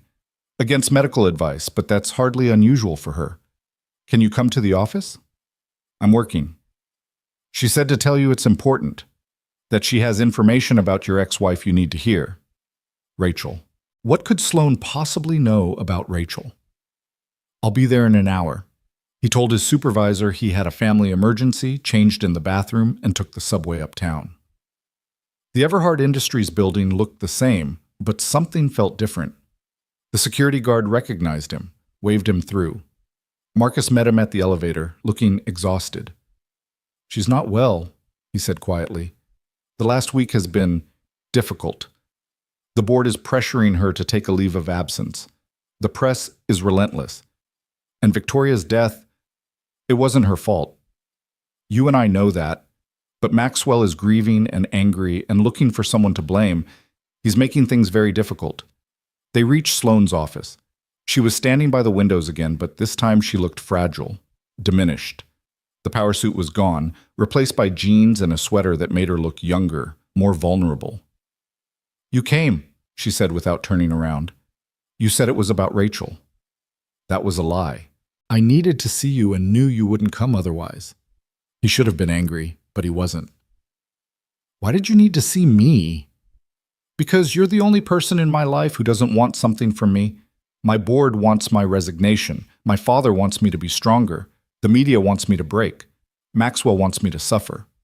But you? You got what you wanted. Your daughter's surgery? You have no reason to be here except... Except what? She turned to face him. Except maybe you actually give a damn. Do you? Give a damn about me? The question hung between them, dangerous and honest. Yes, he said simply. Why? Because you're trying so hard to be perfect that you're forgetting to be human. Because you saved my daughter but can't save yourself. Because when you laugh, really laugh, it sounds like hope. She crossed to him, stopped just out of reach. I'm a mess, Jack. I've been taking pills to sleep, drinking to forget, working to avoid feeling. Victoria's death broke something in me. Or maybe it revealed what was already broken. So fix it. It's not that simple. Sure it is. It's just not easy. She laughed, that broken glass sound. You said that before. At the wedding. It's still true. I have a proposition for you. Another one? Come away with me. Just for a weekend, after Ellie's surgery, after she's recovering. I have a cabin upstate. No phones, no media, no performance. Just quiet. Why? Because I think I forgot who I was before all of this. Before Maxwell, before the company, before the armor. And somehow, when I'm with you, I remember pieces. I'm not a therapist, Sloane. I can't fix you. I'm not asking you to fix me. I'm asking you to be there while I try to fix myself. Jack stood there, looking at this woman who'd gone from client to something he couldn't quite name, and felt the ground shifting beneath his feet. I can't make promises about after the surgery. Ellie will need me. I know. That's why I'm asking for just a weekend. 2 days to remember how to breathe. She moved to her desk, pulled out a folder. But first, there's something you need to know. About Rachel. What about her? She's been in contact with Maxwell. Has been for weeks, even before the wedding. She's been feeding him information about you, about your situation with Ellie. That's how everyone knew you were coming into money. She told him. The betrayal hit like a physical blow. Jack sank into a chair processing this new cruelty. Why would she do that? Maxwell paid her. He wanted dirt on whoever I brought to the wedding. When he found out it was you, someone with nothing to lose, he got desperate. Rachel gave him your financial records, medical bills, everything. She sold out her own daughter's medical information? For $30,000. I have the wire transfer records. Sloane handed him the folder. My lawyers found it when we were investigating the leak about my rehab stay. Maxwell's been busy trying to destroy anyone he thinks contributed to Victoria's death. Jack stared at the evidence, his ex-wife's signature on documents authorizing the release of their daughter's medical records to a third party. The rage that filled him was clean and precise, nothing like the messy anger he'd felt during the divorce. "She's going to use this money to fight for custody," he said quietly. "She'll claim she can provide better for Ellie now. Not if you fight back. I have lawyers, good ones. They can bury her in paperwork until Ellie's 18 if necessary. I can't afford. I'm not asking you to afford anything. I'm offering to help." "Why?" "Your debt to me is paid." "This isn't about debt." She sat across from him, leaning forward. "Jack, I've spent 3 years building walls so high I can't see over them anymore. You're the first person who's made me want to tear them down. That terrifies me, but not as much as the thought of keeping them up. You barely know me. I know you chose your daughter over your pride. I know you stood between me and Maxwell when you had no reason to protect me. I know you see me as a person, not a symbol or a conquest or a stepping stone. Do you understand how rare that is in my world?" Jack looked at her, this woman who commanded billions but couldn't command her own heart to stop breaking. "The weekend after Ellie's surgery. 2 days, but I need to be able to check in with her." "Of course." Relief flooded her features. "And Jack? Thank you." "For what?" "For not running when I showed you who I really am." "You haven't shown me who you really are. You've shown me who you're afraid you are. There's a difference." Before she could respond, Marcus knocked urgently. "Miss Everhart, your father is here." Theodore Everhart entered like a force of nature, 73 years old but still capable of changing the atmospheric pressure of a room. He took in Jack's presence with one sharp glance, dismissing him as irrelevant. "Sloan, we need to discuss the board situation." "Not now, Dad." "Yes, now. They're calling an emergency meeting. They want you out." He finally acknowledged Jack. "Who's this?" "Jack Whitmore." "Jack, my father." Theodore's eyes narrowed. "Whitmore. You own that supply chain startup. Efficient system, shame it didn't scale. It would have scaled fine if Titan Tech hadn't destroyed it. Business is war, Mr. Whitmore. Casualties are inevitable." He turned back to Sloan. "This is who you brought to the Sterling wedding, a failed entrepreneur playing dress-up." "That's enough," Sloan said sharply. "Is it?" "You're facing a coup, Sloan. The board smells blood in the water. Your little breakdown, checking into rehab, the Sterling scandal, they think you're weak." "I'm not weak." "No? Then why are you wasting time with—" He gestured at Jack. "This? Instead of fighting back." Jack stood. "I should go." "Yes, Theodore agreed. "You should." "No," Sloan said. "Jack stays." Father and daughter stared at each other, a lifetime of power struggles condensed into seconds.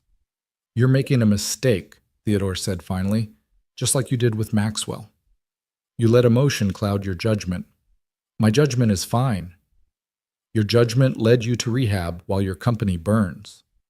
My company isn't burning. Stock is down 3%. That's a correction, not a catastrophe. The board doesn't see it that way. Then I'll convince them otherwise." Theodore laughed, cold and sharp. "With what?" "You've given them ammunition, Sloan. The pills, the drinking, this." He gestured at Jack again. "Whatever this is, you're playing right into their hands." "Get out," Sloan said quietly. "Excuse me." "I said get out. You're not helping. You're just another voice telling me I'm not enough." "I've had enough of those to last a lifetime." Theodore's face darkened. "I built this company from nothing, and I've tripled its value. I've earned the right to handle this my way. Your way is going to cost you everything. Then at least it'll be my choice." Theodore left, his disappointment lingering like smog. Sloan collapsed into her chair, suddenly looking exhausted. "He's right, you know," she said. "The board will use everything against me. So fight back." "With what?" "I'm a mess. I can barely get through a day without medication. I checked myself out of rehab after less than a week. I'm exactly as weak as they think. Jack moved around the desk, knelt beside her chair so they were eye level. You're not weak. You're human. There's a difference. The board doesn't care about human. Then maybe you need a new board. She laughed bitterly. It doesn't work that way. Doesn't it? You own 43% of the company. You just need to convince another 8% to side with you. You've been researching. I told you I owned a company once. I know how boards work. I also know that shareholders care about profit, not personal drama. Show them the numbers. Remind them what you've built. While high on pills and crying in rehab? While fighting through personal trauma and still delivering results. That's not weakness, Sloan. That's strength. She looked at him for a long moment. How are you real? I'm not. I'm just a guy who needs his daughter healthy and happened to meet a woman who needs to remember she's more than her worst moments. Marcus knocked again. Ms. Everhart, the board is convening in an hour. Sloan straightened, and Jack watched her transform. The vulnerability disappeared, replaced by steel. The soft sweater suddenly looked like armor. The exhaustion became determination. Tell them I'll be there in 30 minutes, she said. And Marcus? Pull every earnings report from the last 3 years. Also, get me the psychological evaluation protocols for CEO fitness. If they want to play dirty, we'll show them what dirt really looks like. Marcus smiled slightly. Yes, ma'am. When he left, Sloan turned to Jack. I have to go fight for my company. I know. Will you? She hesitated. Will you wait? I don't know how long this will take, but I'd like to see you after. I'll wait. She kissed him then, quick and fierce, like she was going to war and needed something to fight for. Then she was gone, leaving Jack alone in her office with the taste of her lipstick and the echo of her father's contempt. He waited 3 hours. Marcus brought him coffee, seemingly amused by his presence. She's never asked anyone to wait before, he said. Never? Ms. Everhart doesn't do personal at the office. The fact that you're here at all is unprecedented. I'm unprecedented? You're something. I haven't figured out what yet. When Sloan finally returned, she looked like she'd been through battle. Her hair was slightly mussed, her makeup smudged, but her eyes were bright with victory. I won, she said simply. How? I reminded them that in 3 years I've made them more money than my father did in 20. Then I pointed out that half of them have been through rehab themselves, and the other half should be. Glass houses and stones, you know. That's it? That, and I threatened to take the company public and dilute their shares if they voted against me. Fear and greed, Jack, the only languages that matter in business. You're terrifying. I'm necessary. There's a difference. She moved to the window, looking out at the city she'd conquered. But I'm also tired. So tired of fighting for every inch of ground. So stop fighting. It's not that simple. It never is. But maybe it should be. She turned to him. Is that what you did? Stopped fighting? I stopped fighting the wrong battles, started focusing on the ones that mattered. Ellie's health, my sobriety. Yeah, I had my own pill phase after Rachel left. Rebuilding something from the ashes instead of trying to resurrect what was already dead. And that works? Some days. Other days I still want to burn down everything that hurt me. But Ellie needs a father more than I need revenge. I don't have an Ellie. I don't have anyone who needs me like that. You have yourself. Maybe that's enough. She smiled sadly. Is it weird that a stranger knows me better than anyone else in my life? We're not strangers. We're just people who met at the exact moment we needed to. His phone buzzed. The hospital. Panic flooded him as he answered. Mr. Whitmore? This is Dr. Patterson. We need to move Ellie's surgery up. There's been a development. What kind of development? Her condition is progressing faster than anticipated. We'd like to operate tomorrow if possible. Tomorrow? But I know it's sudden, but we have an opening, and frankly, waiting might compromise the outcome. Yes. Okay. Tomorrow. He hung up, his hands shaking. Sloan crossed to him immediately. What is it? Ellie's surgery. They want to do it tomorrow. Her condition is getting worse. Okay, we can handle this. What do you need? I need to go. I need to be with her. Of course. I'll drive you. You don't have to. Jack, let me help. The drive to his apartment was quiet. Sloane didn't try to fill the silence with platitudes, just drove while Jack stared out the window, trying not to imagine everything that could go wrong. Mrs. Patterson was reading to Ellie when they arrived. His daughter looked smaller somehow, more fragile, her hands shaking more noticeably than even a week ago. "Daddy!" She brightened when she saw him, then noticed Sloane. "The pretty lady. Did you come to see my drawings?" "If that's okay," Sloane said, sitting on the floor next to Ellie's bed without hesitation, designer jeans and all. Ellie showed her the notebook, page after page of drawings. Houses without leaking roofs, families holding hands, and repeatedly, a woman in a red dress with wings. "That's you," Ellie explained. "Daddy said you were sad, so I gave you wings to fly away from the sad." "That's very thoughtful," Sloane said, her voice thick. "Ellie, baby, we need to talk," Jack said, sitting on her bed. "The doctors want to fix you tomorrow." "Tomorrow?" "But I have art class tomorrow." "I know, but this is more important. They're going to make your hands stop shaking, make you feel better." "Will it hurt?" "You'll be asleep. And when you wake up, I'll be right there." Ellie considered this, then looked at Sloane. "Will you be there too?" Sloane glanced at Jack, who nodded.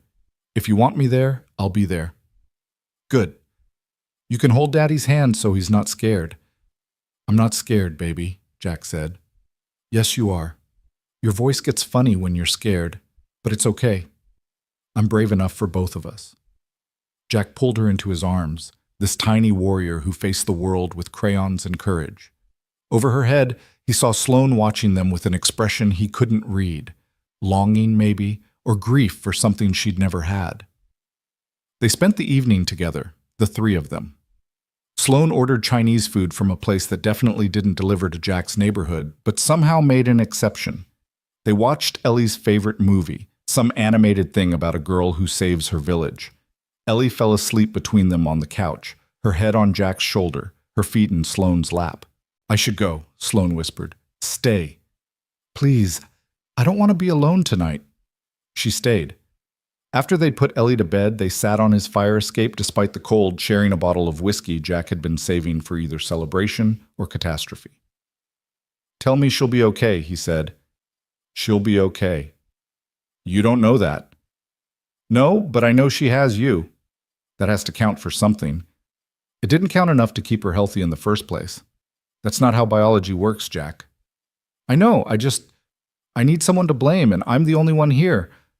"Rachel's here too, in a way. Blame her if you need to blame someone." "I did, for a long time." "But blame is exhausting. It takes so much energy to hate someone." "I know," Sloane said quietly. "I've been hating Maxwell for 3 years. Look where it got me." "It got you to that wedding. That got you to me. Maybe hate has its purposes. That's a dangerous philosophy." "Everything's dangerous. The trick is deciding what's worth the risk." She looked at him in the dim light from the street. "Am I worth the risk?" "I don't know yet." "Are you asking?" "Maybe. After tomorrow. After we know Ellie's okay. And if she's not okay, then I'll be here for that too." They sat in silence, two people on a fire escape, surrounded by the noise of a city that didn't care about their fears or hopes. But somehow, in that moment, it was enough. The next morning came too fast. Jack had barely slept, checking on Ellie every hour, watching her breathe.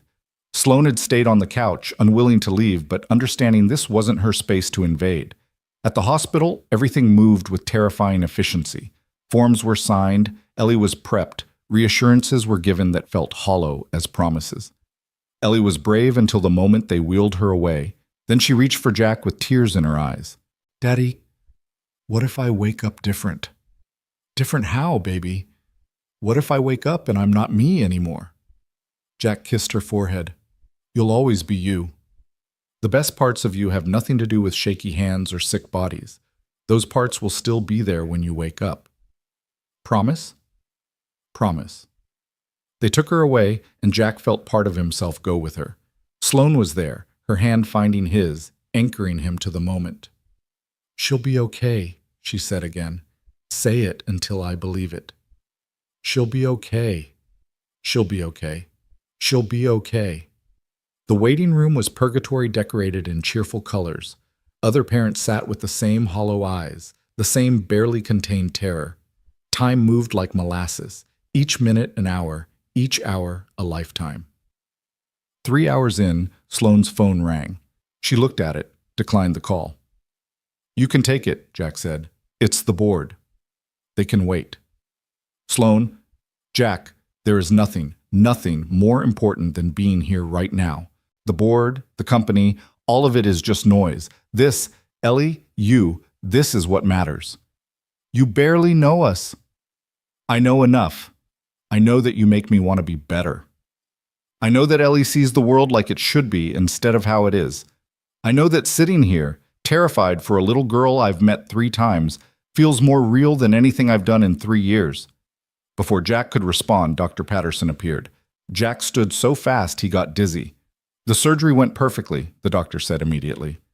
"Better than we could have hoped. The tremors should stop completely within a few weeks. She'll need physical therapy, but we expect a full recovery." Jack's knees gave out. Sloane caught him, held him as he sobbed.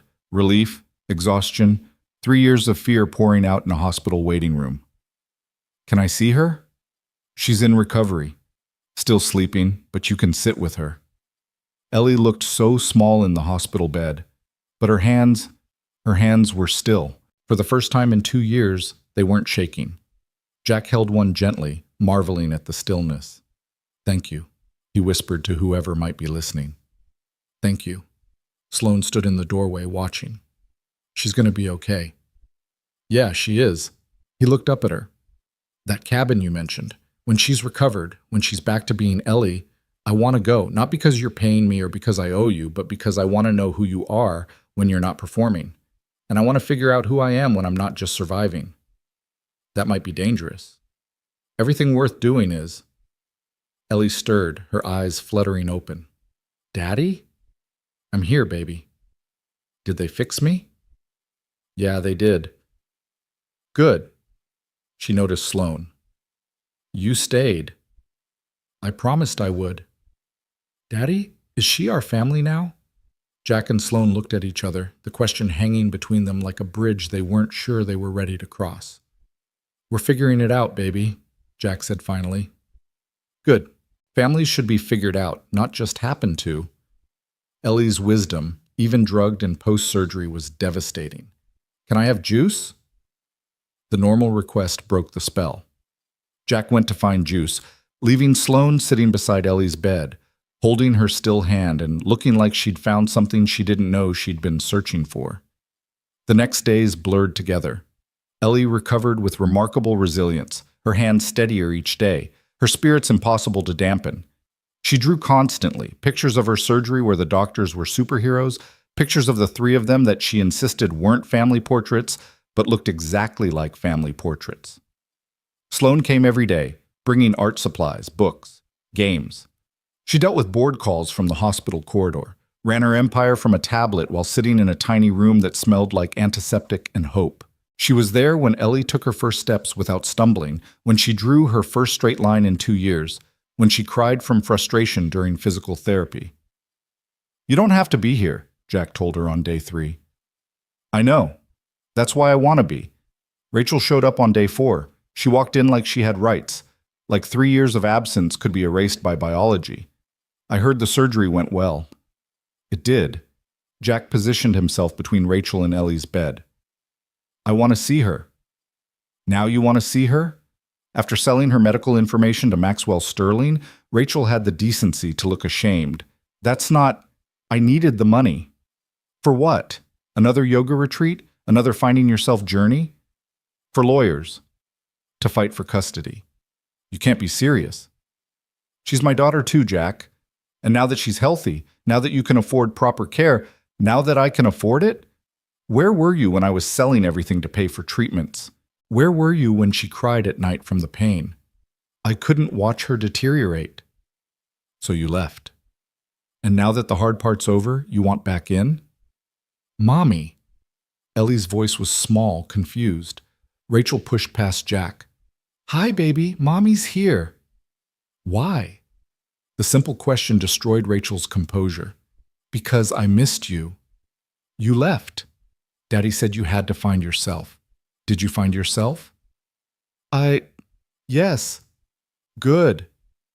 Now you can leave again. The rejection from her 6-year-old daughter was brutal. Rachel's face crumpled. Ellie, I'm your mother. No. You're the lady who left. Sloane is here every day. She brings me books and holds Daddy's hand when he's scared. That's what mothers do.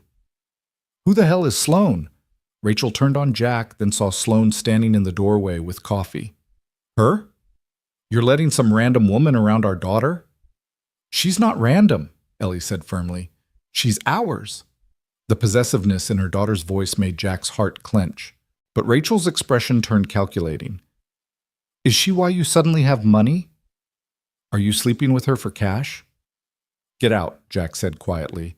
I have a right to know who's around my daughter. You have no rights. You abandoned her. You sold her private information. You're nothing to her but DNA and disappointment. We'll see what a judge says about that. Rachel looked at Sloane. Hope you know what you're getting into. He'll drag you down eventually. He dragged me down. The only thing being dragged here, Sloane said coolly, is you. Out of this room. Now. Rachel stood her ground for a moment, looking between Jack, Sloane, and her daughter. This isn't over. I'll get a court order if I have to. Try it, Sloane said, stepping fully into the room. I have a team of lawyers who would love nothing more than to destroy someone who sold a sick child's medical information for profit. They're quite bored with corporate law. Rachel's face went pale. She looked at Jack one more time, something like regret flickering in her eyes, then left without another word. The silence she left behind was heavy with unspoken truths. Daddy, Ellie said quietly, I don't want to go with her. You won't, baby. I promise. How can you promise? Jack looked at Sloane, who nodded slightly. Because sometimes the good guys have better lawyers. Ellie seemed to accept this, then turned to Sloane. Are you really ours? Sloane sat on the edge of the bed, careful of the IV lines. I'd like to be, if that's okay with you and your dad. It's okay with me. Daddy? Jack met Sloane's eyes over his daughter's head. 3 weeks ago, she'd been a stranger in a coffee shop. Now she was here, ready to fight his ex-wife, sitting in a hospital room like it was exactly where she belonged. Yeah, baby, it's okay with me too. 2 weeks later, Ellie was home and recovering remarkably. Her hands were steady, her gait improving daily with physical therapy. The improvement was so dramatic that even the doctors seemed surprised. Jack had returned to work, but now with hope instead of desperation driving him. The custody threat from Rachel had gone quiet after Sloane's lawyers sent what Marcus had called a very educational letter about consequences. It was a Thursday evening when Sloane appeared at his door with takeout from 3 different restaurants. I didn't know what you'd want, she explained, holding bags that probably contained enough food for a week. You could have texted. I could have. She hesitated. That weekend away. The cabin. Are you still interested? Ellie's still recovering. I know. I meant all of us. The cabin is huge. There's plenty of room. Unless that's weird. Everything about us is weird, Jack pointed out. We met because you paid me to be your date. We're whatever we are because my kid decided you were family. Normal wasn't ever really an option. So that's a yes? Ellie, Jack called. How do you feel about going to a cabin this weekend? Ellie appeared in the doorway, marker stains on her face from her latest art project. Does it have a fireplace? Yes, Sloane answered. Can I make s'mores? Absolutely. Then yes. Can I bring my art supplies? Bring everything, Sloane said. There's a whole room you can turn into a studio if you want. Ellie squealed and ran to start packing immediately, leaving the adults alone with enough Chinese food to feed an army. You sure about this? Jack asked. Taking on someone else's kid for a weekend is different than hospital visits. I'm sure about very little these days, Sloane admitted, but I'm sure I want to try. Is that enough? It's a start. They drove up Friday afternoon, Ellie chattering excitedly the entire way about everything she could see now that her hands didn't shake. Birds on wires, license plates, the way leaves moved in the wind. Things that had been blurry were now sharp, and she wanted to document every single detail. The cabin was not what Jack had expected. When wealthy people said cabin, he'd assumed they meant mansion pretending to be rustic. But this was genuinely modest, a real log cabin with just 4 rooms nestled in wood so thick you couldn't see another building in any direction. My grandfather built it, Sloane explained, carrying bags inside. Before the money, before everything. He used to come here to remember who he was before success complicated everything. And your father? Hates it.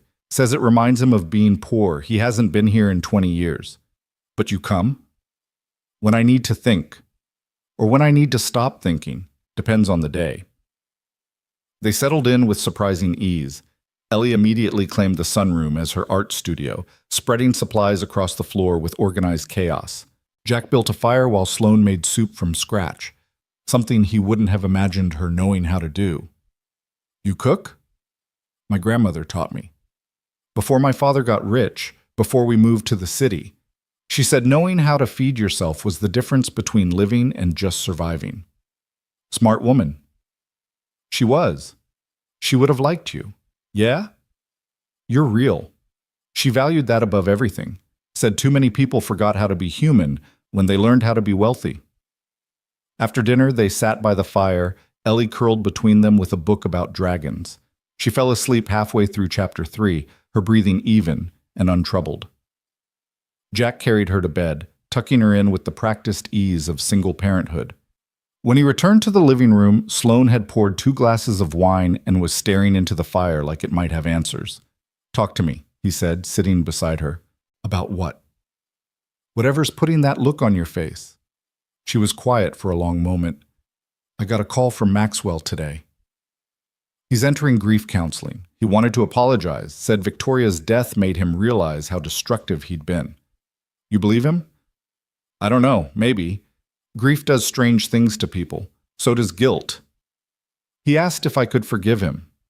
Not take him back, just forgive. What did you say? Nothing. I hung up. She took a sip of wine. Was that cruel? That was self-preservation. There's a difference. Is there? Sometimes I can't tell anymore. Jack turned to face her fully. Sloane, he betrayed you with your best friend, tried to destroy you professionally, and then made a scene at his own wedding. You don't owe him forgiveness. But carrying the anger is exhausting. Then put it down. Not for him, for you. Forgiveness doesn't mean reconciliation. It just means you stop letting the wound define you. Is that what you did with Rachel? I'm working on it. Every day I don't call her and scream is a small victory. She laughed, soft and genuine. We're quite a pair. You said that before, at your office. I was wrong then. We weren't a pair. We were 2 broken people using each other. Now I think we might be 2 broken people figuring out how to be whole. Together. The word hung between them, loaded with possibility. Jack set down his wine, took hers, and set it aside too. Then he kissed her, slow and deliberate, nothing like the desperate kiss in her office before the board meeting. This was a choice, clear and conscious, made by 2 people who understood the cost of trusting again. When they pulled apart, Sloane's eyes were bright with tears. What's wrong? Nothing. Everything. I didn't think I'd feel this again, want this again. This? Hope. Connection. The terrifying possibility that maybe I don't have to do everything alone. You don't. How can you be sure? We've known each other 3 weeks. Because Ellie chose you. And she's got better judgment than either of us. That night they shared a bed but did nothing more than hold each other. 2 people relearning what intimacy meant when it wasn't about conquest or performance, but simply about not being alone in the dark. Saturday morning arrived with snow, unexpected and perfect. Ellie pressed her face against the window, her excitement infectious. Can we build a snowman? Please, I've never built one without my hands shaking. They bundled up and ventured out, Ellie directing the construction with the seriousness of an architect. The snowman ended up lopsided and ridiculous, with stick arms that kept falling off and a carrot nose that pointed sideways. It's perfect, Ellie declared. It's falling apart, Jack pointed out. So? Everything falls apart eventually. That doesn't make it less perfect right now. Sloane looked at Jack. When did your 6-year-old become a philosopher? Sometime between the surgery and breakfast. I blame the anesthesia. They were laughing when Sloane's phone rang. She looked at it, frowned. I need to take this. It's my father. She walked away toward the tree line, but Jack could still hear her voice carrying on the cold air. No, Dad. I'm not in the city. That's not your business. What do you mean an emergency board meeting? They can't do that without 48 hours' notice. She came back, her face pale. I have to go. The board is trying to push through a vote while I'm gone. If I'm not there, go, Jack said immediately. But the weekend, we'll be here when you get back. Go fight for your company. Come with me, both of you. Sloane, please, I know it's not the weekend we planned, but I don't want to do this alone anymore. And maybe it's time the board sees who I'm fighting for, not just what. Jack looked at Ellie, who was already nodding enthusiastically. Can I bring my drawings? She asked. Bring everything, Sloane said. They drove back to the city in Sloane's car, Ellie asking questions about the board, about companies, about why grown-ups fought over money when there were so many more interesting things in the world. Because money is power, Sloane explained, and power makes people forget what's actually interesting. That's silly. Most adult things are. The Everhart Industries building looked different on a Saturday, empty of the usual bustle, like a stage after the play had ended. But the boardroom was full, 12 people in expensive suits looking like vultures who'd found something dying. Theodore Everhart stood at the head of the table, and Jack understood immediately. This wasn't just a board coup. This was a father-daughter battle being played out through proxy. Sloane, how nice of you to join us. This meeting is illegal. 48 hours notice is required for any vote affecting leadership, unless there's immediate danger to shareholder value. Your recent behavior qualifies. My recent behavior has included closing 3 major deals and increasing quarterly profits by 7%, while dating a warehouse worker and playing house with his child. The board members shifted uncomfortably. Several were looking at Jack and Ellie, who'd followed Sloane in despite her suggestion they wait outside. Hi! Ellie waved at the room. I'm Ellie. Are you the people trying to fire Sloane? That's mean. Someone at the table, a woman with silver hair, actually smiled. Dad, Sloane said, her voice deadly calm. You're really going to do this? Try to destroy everything I've built because I won't live the life you planned for me. I'm trying to save the company from your emotional instability.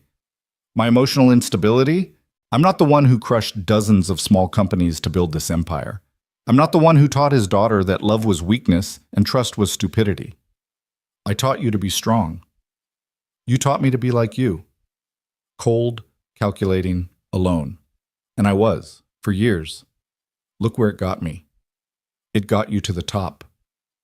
It got me to a place where I needed pills to sleep and had to hire someone to stand next to me at my ex's wedding because I'd pushed everyone away. She looked around the table. You want to talk about shareholder value? Let's talk. Since I took over as CEO 3 years ago, stock is up 42%. We've expanded into 4 new markets. We've acquired 6 companies that are all now profitable. I did that while dealing with public humiliation, while fighting through personal trauma, while learning that everything I'd been taught about success was a lie. Sloane, Theodore started, I'm not finished. You want to vote me out because I'm dating someone you don't approve of? Because I'm finally trying to have a life outside this building? Fine. Vote. But know this, I own 43% of this company. If you vote me out, I sell every share. The market will panic, stock will crater, and you'll all lose millions. You wouldn't. Try me. I'm tired of fighting for people who only see my value in what I can produce for them. She looked at Jack and Ellie. I've recently learned there are people who value me for who I am, not what I can do. That's worth more than all of this.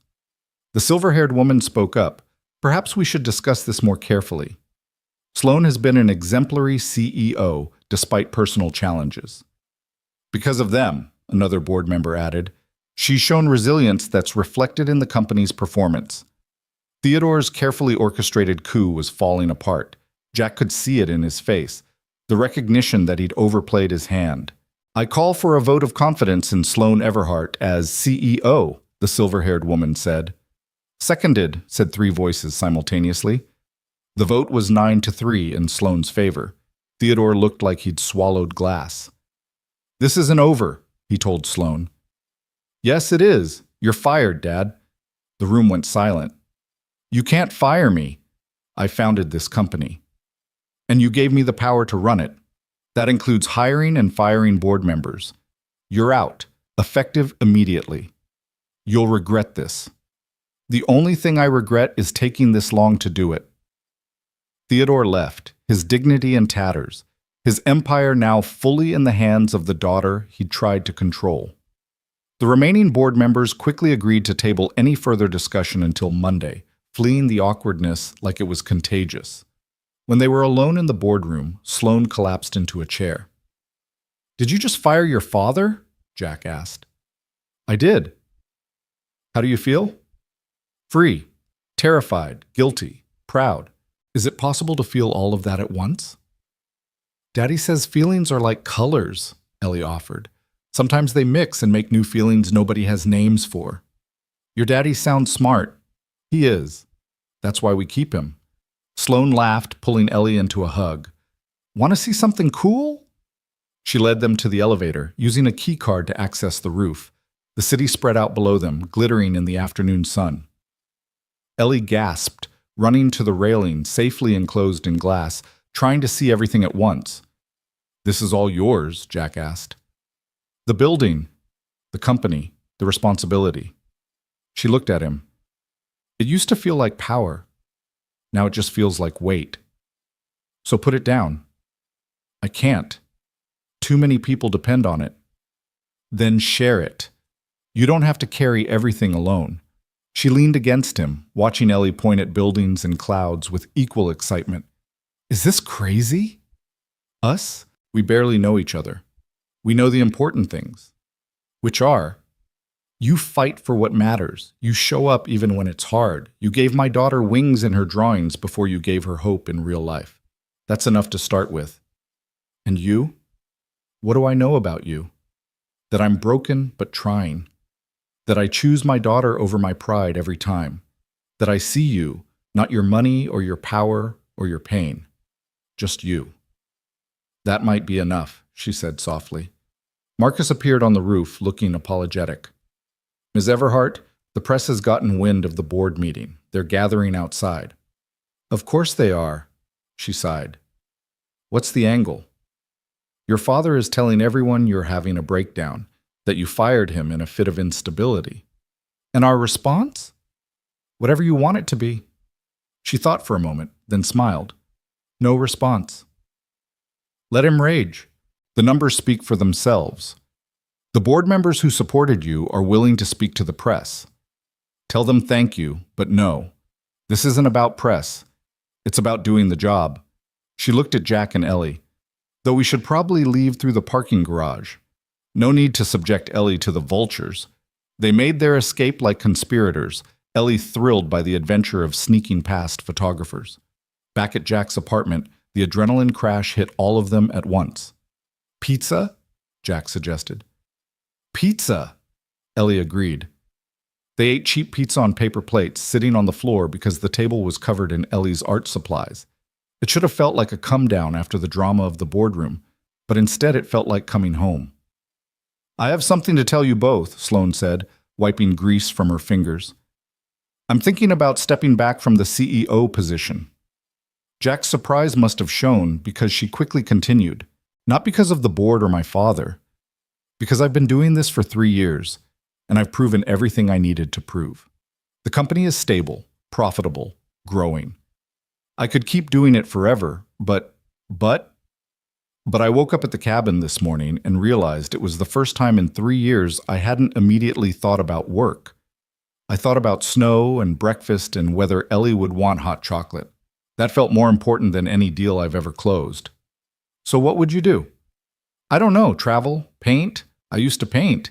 Maybe start a foundation for kids like Ellie who need medical care they can't afford. something that builds instead of acquires. That sounds lonely, Ellie said with 6-year-old directness. It does. Yeah, you should do it with us. We're good at stuff. What kind of stuff? Daddy's good at fixing things and being strong. I'm good at art and making people smile. You're good at being brave and fighting bullies. Together, we could do anything. Jack watched Sloane's face transform. Walls he hadn't even realized were still up, finally crumbling. You know what, Ellie? You might be right. I usually am. Can we have ice cream now? The domesticity of it, debating ice cream flavors, negotiating bedtime, reading stories, felt surreal after the corporate battlefield of the afternoon. But it also felt right in a way Jack hadn't expected. After Ellie was asleep, he found Sloane on the fire escape despite the cold. She'd wrapped herself in his jacket, looking younger and more vulnerable than he'd ever seen her. You okay? I fired my father today. You did? He's the only family I have left. Had. Family isn't just blood. Ellie said we're family. Kids know things adults forget.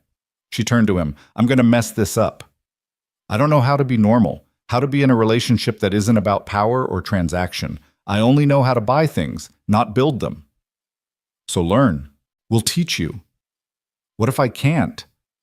Then at least you tried. That's more than most people do. She kissed him then, different from before, desperate and hopeful in equal measure. I want to try. I want to learn to be human again. You never stopped being human. You just got really good at hiding it. They went inside to his bed this time and made love like it was both an ending and a beginning, the end of who they'd been alone, the beginning of who they might be together. It wasn't perfect or choreographed. It was messy and real and exactly what they both needed. Afterward, lying in his narrow bed that was too small for two people but somehow just right, Sloane traced patterns on his chest. The cabin, she said. We should go back. Finish the weekend we started. When?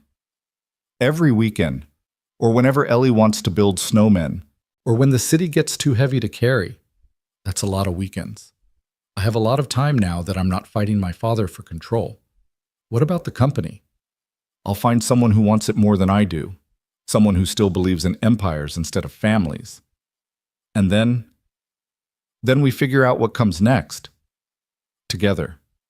The word hung between them again, but this time it felt like a promise instead of a question.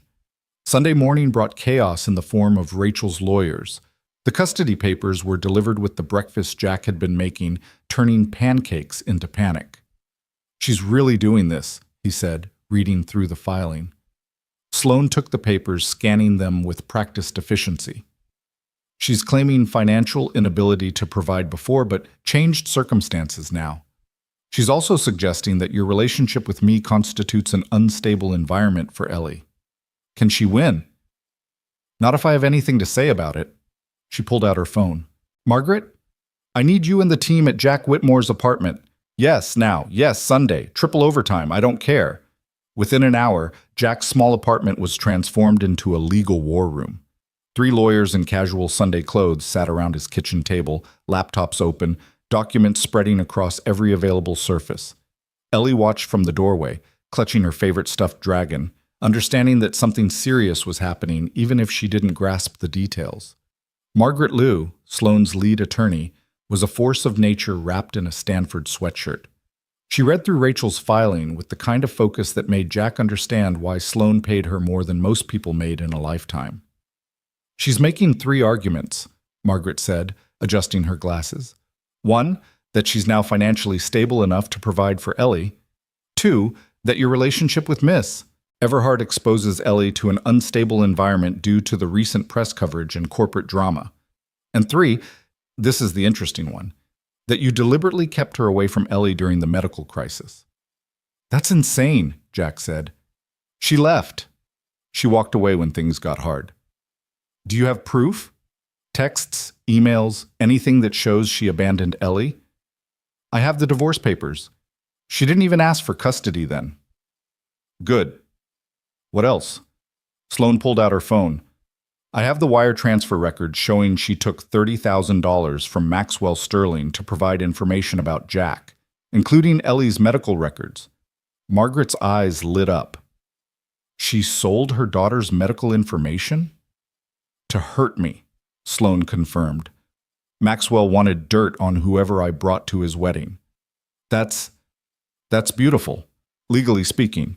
No judge will give custody to someone who trafficked their child's private medical information for profit. Margaret turned to Jack. What about the stability argument? The relationship with Miss Everhart?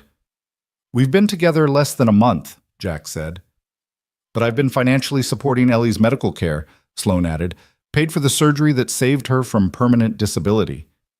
That could go either way, generous benefactor or undue influence. Margaret tapped her pen against the table. We need to be strategic. The family court judge assigned to this case is Patricia Hendricks. She's traditional, values stability, doesn't like drama. Then we're screwed, Jack said.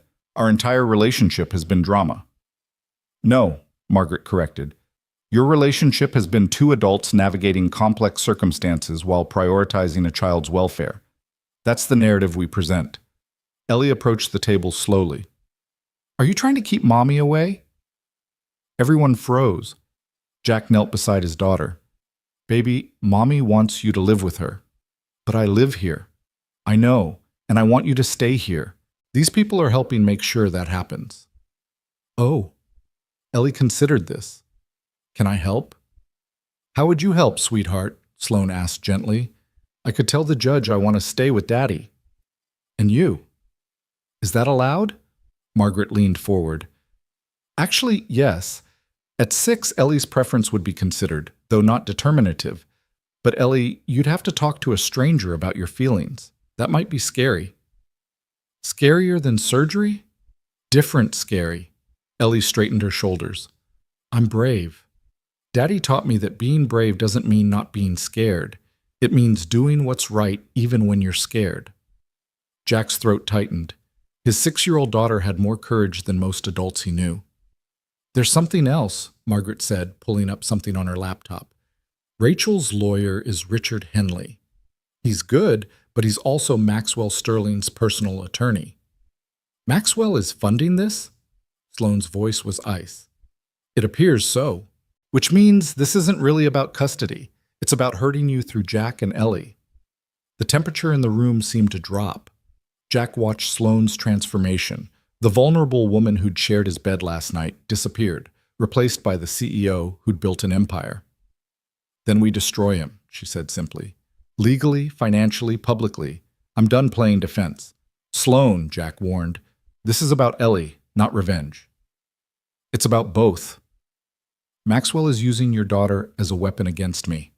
That ends now. She turned to Margaret. I want everything, his financial records, his communications with Rachel, his entire history. And I want Theodore investigated too. Your father? He's been too quiet since I fired him. Either he's planning something or he's already done it. Find out which. Margaret nodded, already typing. This is war then? They brought war to a 6-year-old's doorstep. They don't get to act surprised when I fight back. The lawyers worked through lunch, Chinese takeout containers mixing with legal briefs. Ellie drew at her art table, occasionally bringing pictures to the adults. A judge with a kind face, their apartment with hearts around it, Sloane with a sword fighting dragons. Why does Sloane have a sword? Jack asked. Because she protects us from bad things, Ellie said matter-of-factly. By evening, they had a strategy. Margaret would file an emergency response to Rachel's petition, including the evidence of her selling Ellie's information. They'd request an expedited hearing given the circumstances. And they'd present a united front, not as a new, unstable relationship, but as a family that had formed around Ellie's needs. The hearing will probably be Friday, Margaret said. Can you both take the day off? I'll lose my job if I do, Jack said. No, you won't. Sloane's voice was firm. Because you're not going back to that warehouse. Sloane, I'm starting a foundation for children's medical care. I need someone to run it. Someone who understands what families go through, who won't let bureaucracy get in the way of helping kids. You can't just create a job for me. I'm not. I'm creating a foundation that needs leadership. You happen to be qualified. I worked in a warehouse. You ran a tech startup. You understand systems, logistics, efficiency. More importantly, you understand desperation and hope. That's what qualifies you. Jack wanted to argue, but Ellie interrupted. Does this mean we're rich now? No, baby, Jack said. It means Daddy would have a different job. One where your hands don't hurt at night? He looked at his daughter, too perceptive for her years. His hands did hurt, years of manual labor taking their toll. Yeah, one like that. Good. You deserve a job that doesn't hurt. Monday came with media attention. Someone, likely Theodore or Maxwell, had leaked the custody battle to the press. The narrative was ugly. Billionaire CEO home wreck struggling family, read one headline. Another suggested Sloane was buying Ellie's affection to hurt Maxwell. Don't read them, Jack said, finding Sloane on his fire escape at dawn, scrolling through her phone. They're calling me a predator. Saying I targeted you to get back at Maxwell. We know the truth. The truth doesn't matter if the judge believes the headlines. Hey. He took her phone, set it aside. Look at me. We're going to get through this, together. How are you so calm? Because I've already lost everything once. I know what rock bottom looks like. This isn't it. This is just noise. She leaned into him, drawing strength from his certainty. I'm scared, Jack. Not of losing the company or the money. Scared of losing you and Ellie. You won't. You can't promise that. Watch me. That afternoon, Theodore Everhart did his damage. He appeared on a financial news program, expressing concern for his daughter's mental state, suggesting the board should reconsider their vote of confidence. Within hours, Everhart Industries' stock had dropped 12%. Sloane watched from Jack's couch, Ellie curled beside her, both of them eating ice cream directly from the container. Ellie because she was 6, Sloane because sometimes ice cream was the only appropriate response to fathers who couldn't stop trying to control you. Is your daddy mad at you? Ellie asked. Very mad. Why? Because I won't be who he wants me to be. That's silly. You're already who you are. You're right, but some people think we should be who they imagine instead of who we are. Like Mommy, Ellie said quietly. She wanted me to be not sick. When I couldn't be not sick, she left. Sloane pulled the little girl closer. That's her loss. You're perfect exactly as you are. Even with shaky hands? Your hands don't shake anymore. But even when they did, especially when they did, that's when you were bravest. Jack watched from the doorway, his heart cracking open. This woman who'd hired him to be a prop was now holding his daughter like she was precious, like she was worth protecting. The money, the surgery, that had been transaction. This was something else entirely. Tuesday brought Rachel's response to their filing. She claimed Jack had poisoned Ellie against her, that Sloane's money came with strings, that the entire relationship was a business arrangement that had gotten out of hand. She's not entirely wrong about that last part, Sloane said, reading the documents. It hasn't been business since that first night at the hospital, Jack said. Maybe not even since the coffee shop. When did you know? That it was more than just the deal? When you stayed, after the surgery. You had no reason to be there, but you stayed anyway. I had every reason. I just didn't understand them yet. Margaret called with an update. The judge agreed to an expedited hearing. Friday, 9 a.m. She's also ordered a home visit from Child Services. They'll come Thursday. Thursday? Jack looked around his apartment. The cracked walls, the water stains, the general shabbiness that no amount of cleaning could hide. I'll handle it, Sloane said. You can't handle poverty, Sloane. It's not a problem to be solved. No, but I can make sure they see what matters. That Ellie is loved, cared for, thriving. The rest is just paint and plaster. Wednesday, Sloane did something that made the financial news explode. She announced she was stepping down as CEO of Everhart Industries, effective immediately, to focus on philanthropic efforts. She would retain her ownership stake, but hand operational control to the current CFO, a competent woman who'd been loyal through every crisis. You actually did it, Jack said, watching the announcement on his laptop. I said I would. People say a lot of things. Following through is different. I'm good at following through. Ask anyone who's tried to stop me. Why now? Before the hearing? Because I want the judge to see that I'm choosing Ellie over the empire. That this isn't about money or power, it's about family. Your father will lose his mind. My father lost claim to my choices when he tried to destroy me for making them. That evening, Maxwell called Jack directly. The audacity of it was breathtaking. We need to talk, Maxwell said without preamble. No, we don't. This has gone too far. Victoria's dead, Sloane's destroying her career. You're caught in the middle with a sick kid. My kid is fine. No thanks to you. I want to make a deal. Not interested. 50,000, cash. You disappear, take your daughter, start over somewhere else. Rachel drops the custody suit. You're trying to buy me off? I'm trying to save everyone from more pain. Sloane's lost herself. This obsession with you, it's not healthy. The only unhealthy obsession here is yours. You can't stand that she moved on. She hasn't moved on. She's using you to hurt me. Maxwell, Jack said, summoning all his patience, she doesn't think about you at all. You're not the villain in her story anymore. You're just a mistake she's learned from. You don't know her like I do. You're right. I know her better. I know her without the performance, without the armor. I know her at 3 a.m. when she can't sleep because she's worried about a 6-year-old's surgery. I know her laughing at bad jokes and burning pancakes and singing off-key in the shower. You knew Sloane Everhart, the CEO. I know Sloane the person. This won't last. She doesn't know how to do normal. Neither do I. Maybe that's why it works. Maxwell hung up. 20 minutes later, Margaret called. He withdrew his financial support for Rachel's case. Her lawyer just quit. So it's over. Not quite. Rachel got a new attorney, public defender level, but competent. She's proceeding alone. Thursday's home visit was a disaster that turned into something else. The social worker, Mrs. Chen, arrived to find Ellie teaching Sloane and Jack to make paper airplanes. The apartment filled with them, every surface covered in colorful paper aircraft. We're having a flying contest, Ellie explained seriously. Sloane's winning, but Daddy says she's cheating by using physics. I'm using knowledge, Sloane protested. That's not cheating. Mrs. Chen watched them, making notes. She toured the apartment, seeing the peeling paint and water stains, but also the wall of Ellie's art, the fully stocked kitchen, the medications carefully organized with charts and schedules.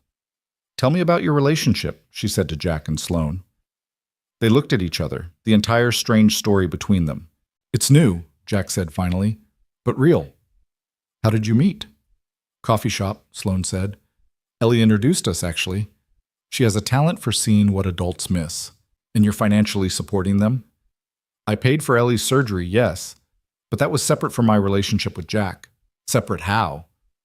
I would have paid for any child's surgery if I could. Jack being who he is to me now. That happened after. Mrs. Chen interviewed Ellie alone while Jack and Sloane waited in the kitchen, holding hands like teenagers outside the principal's office. When she emerged, Mrs. Chen's expression was unreadable. Ellie is very clear about what she wants, which is to stay here with both of you. She was quite eloquent about it, actually. Said you're building something new and she wants to help. She said that? Among other things, she also said her mother makes her sad, but she forgives her because holding Matt is heavy. Mrs. Chen smiled slightly. You have a remarkable daughter, Mr. Whitmore. I know. My report will reflect that. After she left, they collapsed on the couch, emotionally exhausted. Ellie climbed between them, arranging their arms around her like a nest. Did I do good? You did perfect, baby. Good. Can we have pizza for dinner? The normalcy of it, pizza and homework and bedtime stories, felt like grace after the week's chaos. Friday morning arrived gray and cold. Jack wore his one good suit, the one from the sterling wedding that now felt like a lifetime ago. Sloane wore simple black, elegant but understated. Ellie insisted on wearing her favorite dress, the one with pockets she could fill with treasures.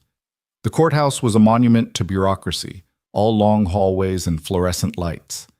Rachel was already there, looking older somehow, worn down by choices that had led her here. Jack, she said, approaching them. Not now, Rachel. I just wanted to say, whatever you want to say can wait until after. The courtroom was smaller than Jack had expected. more office than theater. Judge Patricia Hendricks looked exactly like her reputation. Serious, traditional, no nonsense. Rachel's new lawyer made her case first. She'd changed, she claimed. The therapy she'd been in, the job she'd found, the apartment she'd rented. She was ready to be a mother now. And where was this readiness when Ellie needed surgery? Margaret asked on cross-examination. I was overwhelmed. Jack and I had just divorced. The divorce was final a year before Ellie's condition worsened. You left after the diagnosis. I couldn't watch her deteriorate. So you left that to Mr. Whitmore? I wasn't strong enough then. I am now. What changed? Rachel hesitated. I realized what I'd lost. When? When did you realize this? When I heard about the surgery, that she was better. So you realized you wanted to be a mother only after the hard part was over. That's not... You sold your daughter's medical information to Maxwell Sterling for $30,000. True or false? Rachel's lawyer objected, but the judge allowed it. I needed money for lawyers. To fight for custody you didn't want until your daughter was healthy. Rachel had no answer for that. When it was Jack's turn, he spoke simply. About the nights in hospitals, the medications, the physical therapy. About Ellie's courage and humor through it all. About building a life from ruins and finding unexpected grace in unexpected places. Mrs. Everhart's involvement, the judge asked. How would you characterize it? She saved my daughter's life, Jack said. But more than that, she showed up. Every day since the surgery, she's shown up. Not with money or gifts, but with presence. She reads to Ellie, helps with homework, teaches her about business and art and being brave. She's teaching me too, that maybe we don't have to do everything alone. Sloan testified next, calm and clear. I'm not trying to replace Ellie's mother. I'm just trying to be present in her life, to support her and Jack as they build something better than what they had before. You recently stepped down as CEO. Why? Because Ellie asked me once if I was going to disappear like people do. I wanted to show her that some people stay, that some things matter more than money or power.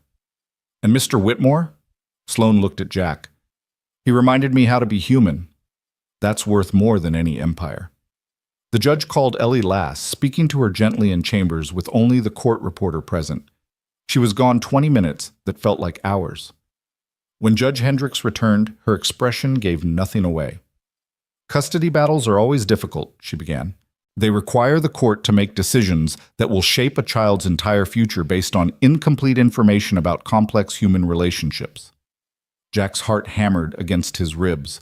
In this case, however, the decision is relatively clear. Mrs. Whitmore abandoned her daughter during a medical crisis. She sold private information about that daughter for personal gain. She only sought custody after the child's health improved and financial support was secured. Rachel made a sound like breaking. Mr. Whitmore, by contrast, has been present every day. He's provided stable care under difficult circumstances. He's put his daughter's needs consistently above his own. Your Honor, Rachel's lawyer started, I'm not finished. The court is aware of Ms. Everhart's involvement. While the relationship is new, there's no evidence it's detrimental to Ellie. If anything, Ms. Everhart's support has improved the child's circumstances dramatically. She looked directly at Rachel. Parenting is not a convenience to be picked up when conditions are favorable. It's a commitment that persists through difficulty. You abandoned that commitment. Mr. Whitmore did not. Custody is awarded to Mr. Whitmore.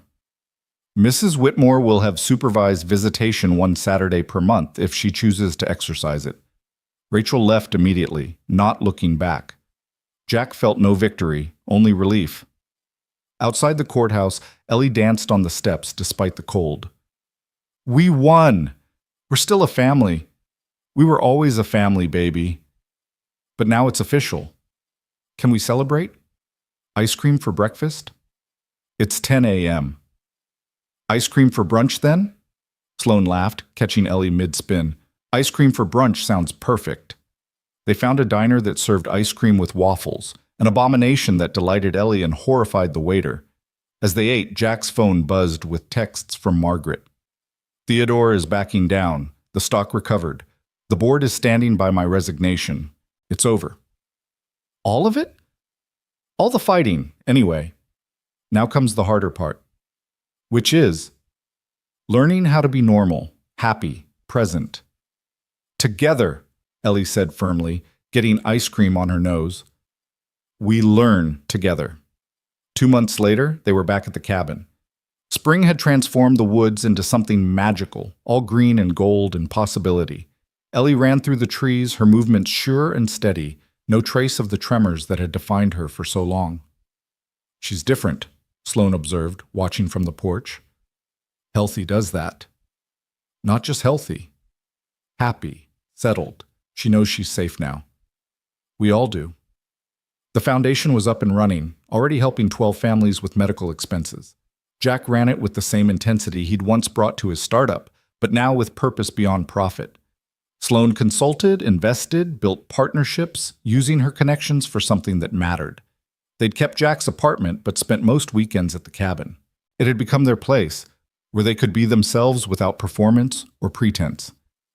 I love you, Sloane said suddenly, the words hanging in the spring air like a revelation. I know. You know.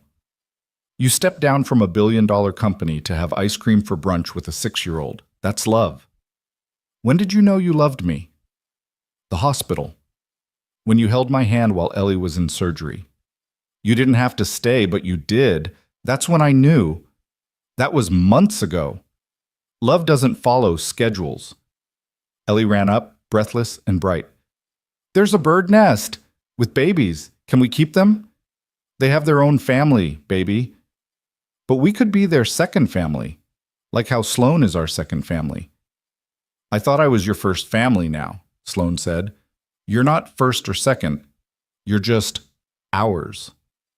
That evening, as they sat by the fire, Ellie drawing, Jack reading, Sloane working on plans for the foundation, it struck Jack how ordinary it all was. How wonderfully, perfectly ordinary. They'd found each other in crisis, built something from desperation, but now they were just a family doing family things. I want more, Sloane said suddenly. More what? More of this. More time, more ordinary, more everything. Okay? That's it? Okay? What else would I say? You want more? We'll make more. I might want a baby someday. Jack looked at her, surprised. Really? Maybe. Would that be weird? Our whole relationship is weird. A baby would just fit the pattern. I want a baby, Ellie announced. A sister. Brothers are loud. How do you know brothers are loud? Timothy at school has 3. They're all loud. Fair point. Sloane was quiet for a moment. I never thought I'd have this. Family, home, love that wasn't about transaction or power. Neither did I. But here we are. Here we are. Later, after Ellie was asleep, they stood on the porch watching stars appear in the darkening sky. The city felt 1,000,000 miles away, their old lives even further. Thank you, Sloane said. For what? For being exactly what I needed when I didn't know what that was. You paid me, remember? We're even. No.